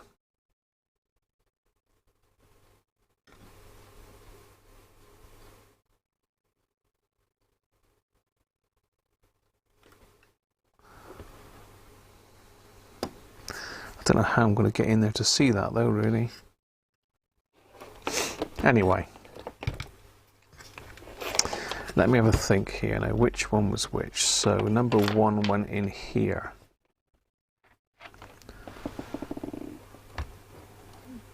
So where's number 1? Number 1.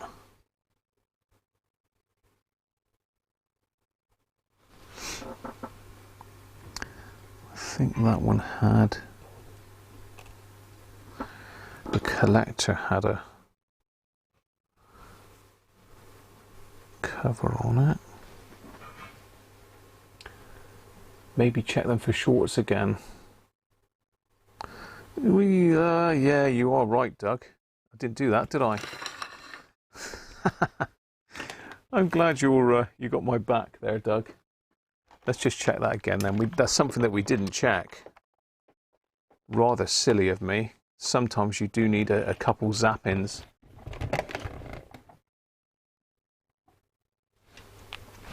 So let's just check them all, make sure we haven't got any shorts anymore.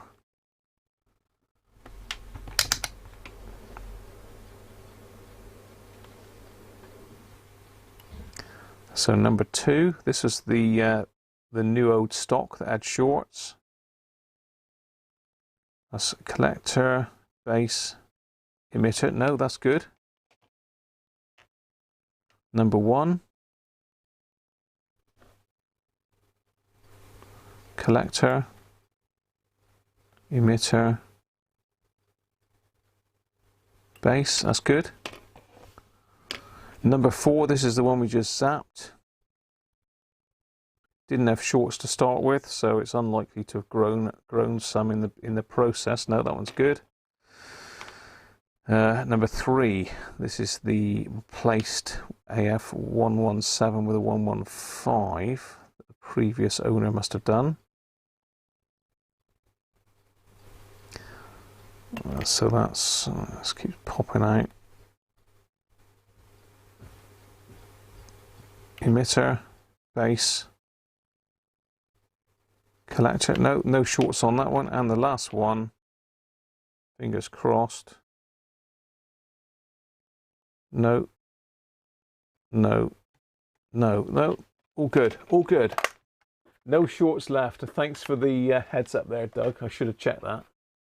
You're back. Welcome back, Andy. Right, where was I? I was just going to start putting these back in. I don't think I'm going to have time to do it today, to be fair, but we'll pop a couple in.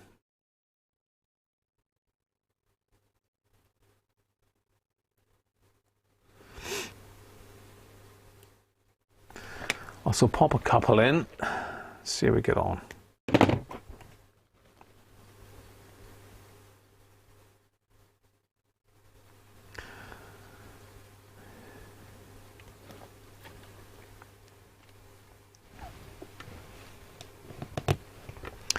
So I think this one only had the collector and the emitter.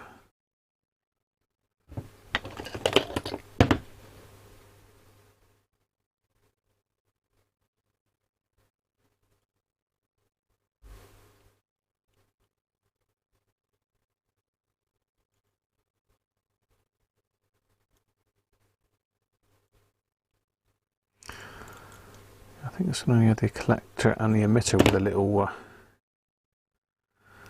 coloured wire on the legs.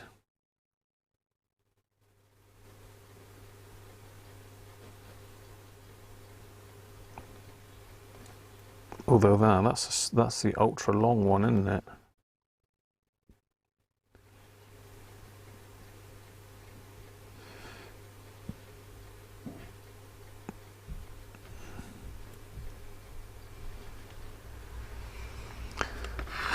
Okay, so number 1, the emitter right over there. Let me just get the camera zoomed back out a bit so you can see what the hell's going on. Not that you can see a lot anyway, really, but I'm just popping the transistors back in this switchboard. So collector, shield, that's tricky. Collector, shield.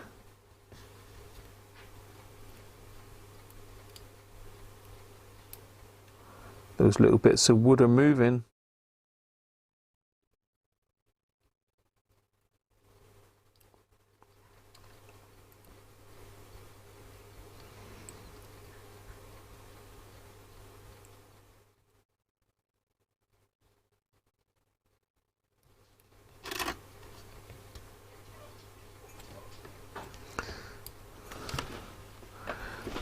Okay, base.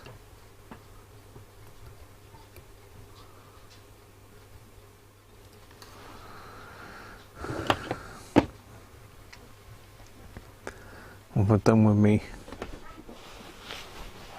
What have I done with me forceps?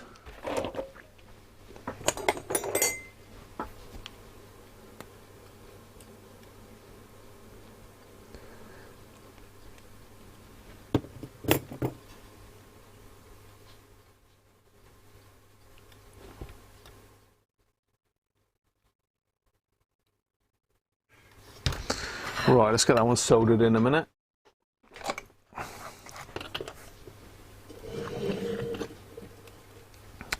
Let's pop a little bit of flux in there, if we can find my flux dispenser.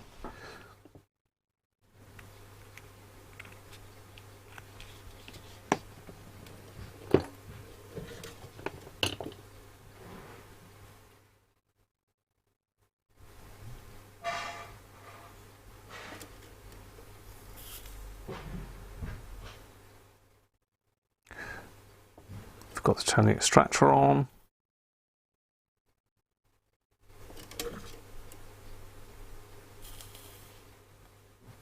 Bit of a stretch for the emitter on this board.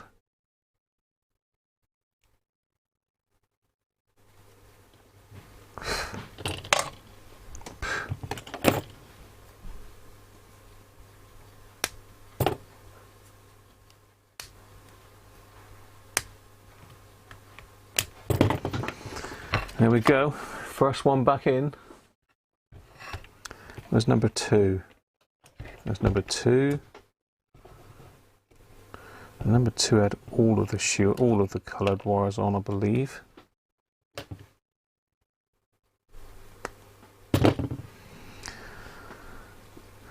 So that was the emitter.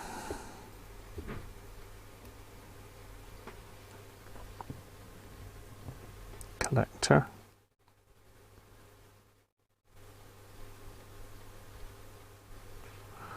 It did have green for the shield for some reason, but there is a bit of green on the other one, so I'm going to leave green as a shield. And black for base. Suppose it makes sense.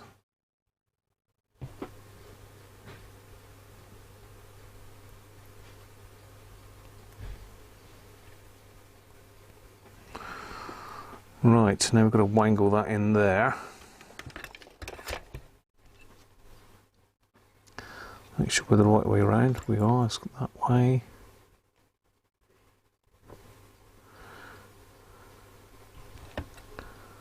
Actually, these long leads make it easier.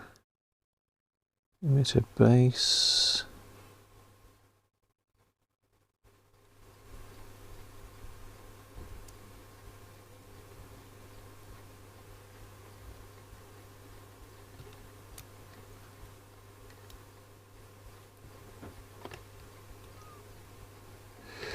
Shield, and the last one, the collector. Is that going to just go in nicely on its own? No, I didn't think it was.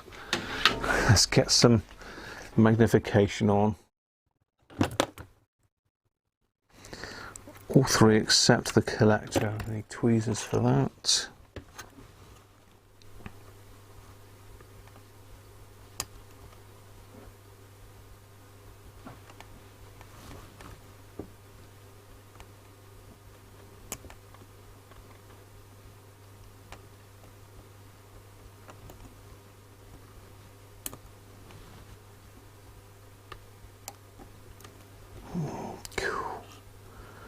That one is got to be tricky, isn't it?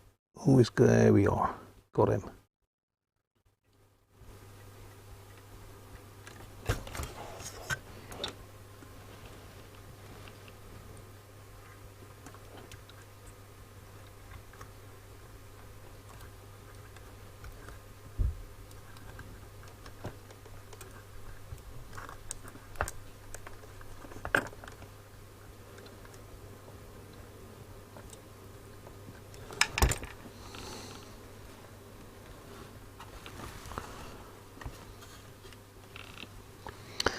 Right, now that's That's got to go over the top of that switch. All right, okay. Typical. We've got to get that one back out. Move it around that side. There.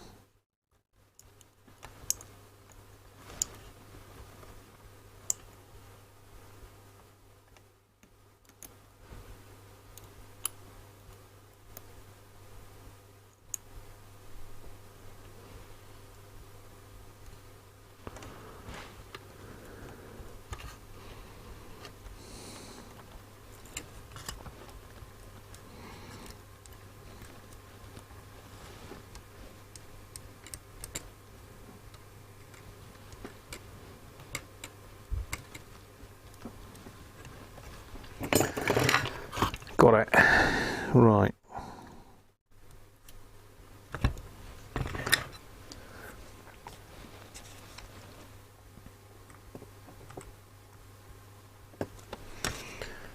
Let's take that thing off again.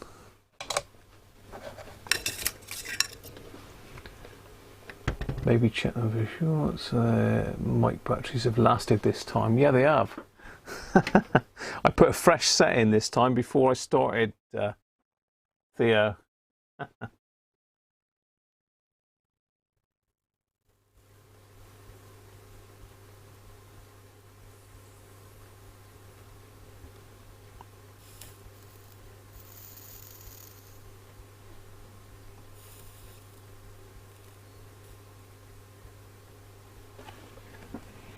Right, this was right in amongst all the wires here.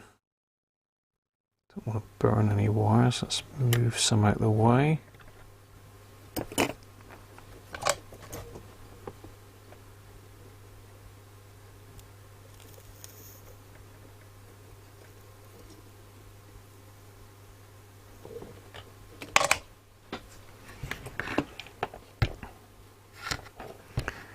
There we go.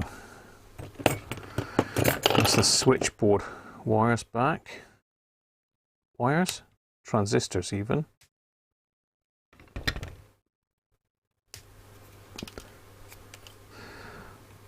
So I'm not going to put the switchboard back in yet for a couple of reasons. Firstly, I want to actually give the switches a good going over with Servicel, and it's a lot easier to do it like that than it is when it's connected into the board.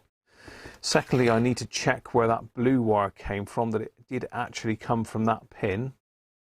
And thirdly, I just want to make sure that that track doesn't go anywhere for the collector. So I shall do that at my leisure.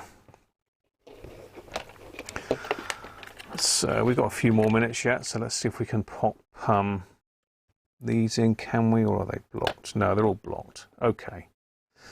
So I need to get the desoldering tool fired back up again and get rid of all the excess solder in those ferrules. So that's it for now, really. I think that's a good place to stop. So we've done the amplifier, we've done the switch bank, we've zapped the transistors. It's just a case now of recapping the board. That's little me up there. Little me. Let's get rid of little me. So that's it for now. So that's gone pretty good today. We've done quite a bit actually on that. More than I thought. I didn't know that we'd get on to the zapping, but that's good. We've lost 2 transistors in the process, but at least we managed to keep 3 of them. I might try zapping those again. You never know. It might bring them back to life. Who knows? Mini me. So there we are for another Sunday live. Cheers, Harvey. I will try and do a shortwave one, but that won't be this week coming because I've got a lot on this week. But maybe next Wednesday evening we might try another shortwave session. That seemed to go down quite well, so well worth doing another one of those. I think you all enjoyed that. Those of you that took part. You normally go to your mum's on Sunday, Harvey, do you? Is she all right?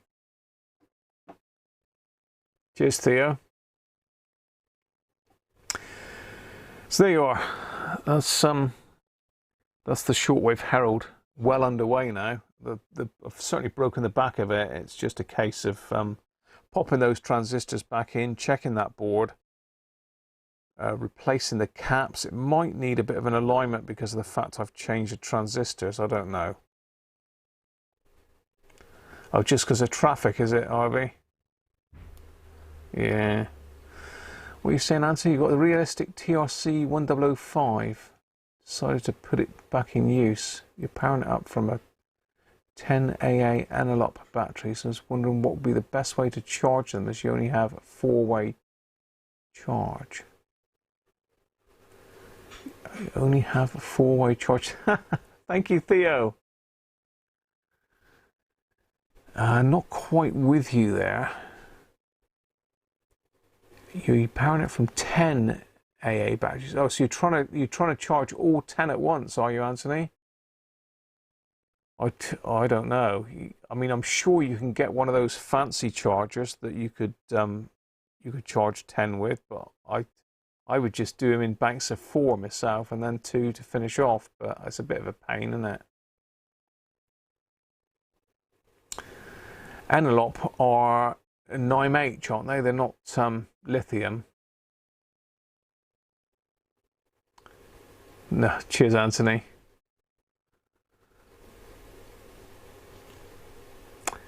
Yeah, I mean, what's the charges I got here? 3, 6. I mean, I've got this one that George let me have. How many will this do? 2, 4, 6, 8. I mean, one of these things here will do 8, Anthony. I mean, they're done now. Got a couple of these ones from Lidl's in there at the moment. These are pretty good, actually. I think the Lidl's are oldie. But yeah, that one will do 8. But you're still going to have to charge twice to get the last 2 done, aren't you?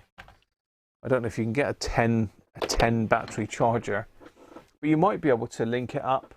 If you've got a 10 cell tray with 2 terminals on it, you might get one that will do that sort of voltage. I don't know. You'll have to have a search around, mate. Cheers, Derek. Catch up with you soon, mate. That's it then, people, for today. Thanks for joining me. Thanks again to my Patreons. I've got more and more Patreons coming on each week now. So if you're interested in weekly updates during the week of what I'm up to, then you'll need to click on the Patreon and have a little look. And I'm sure you'll be pleased if you did join anyway, because there's lots going on behind the scenes that you don't get to see normally. Cheers, Floppy. So thanks, people, and I'll catch you next week, if not before. And stay safe. Have your jabs and all the rest of it. Bye for now.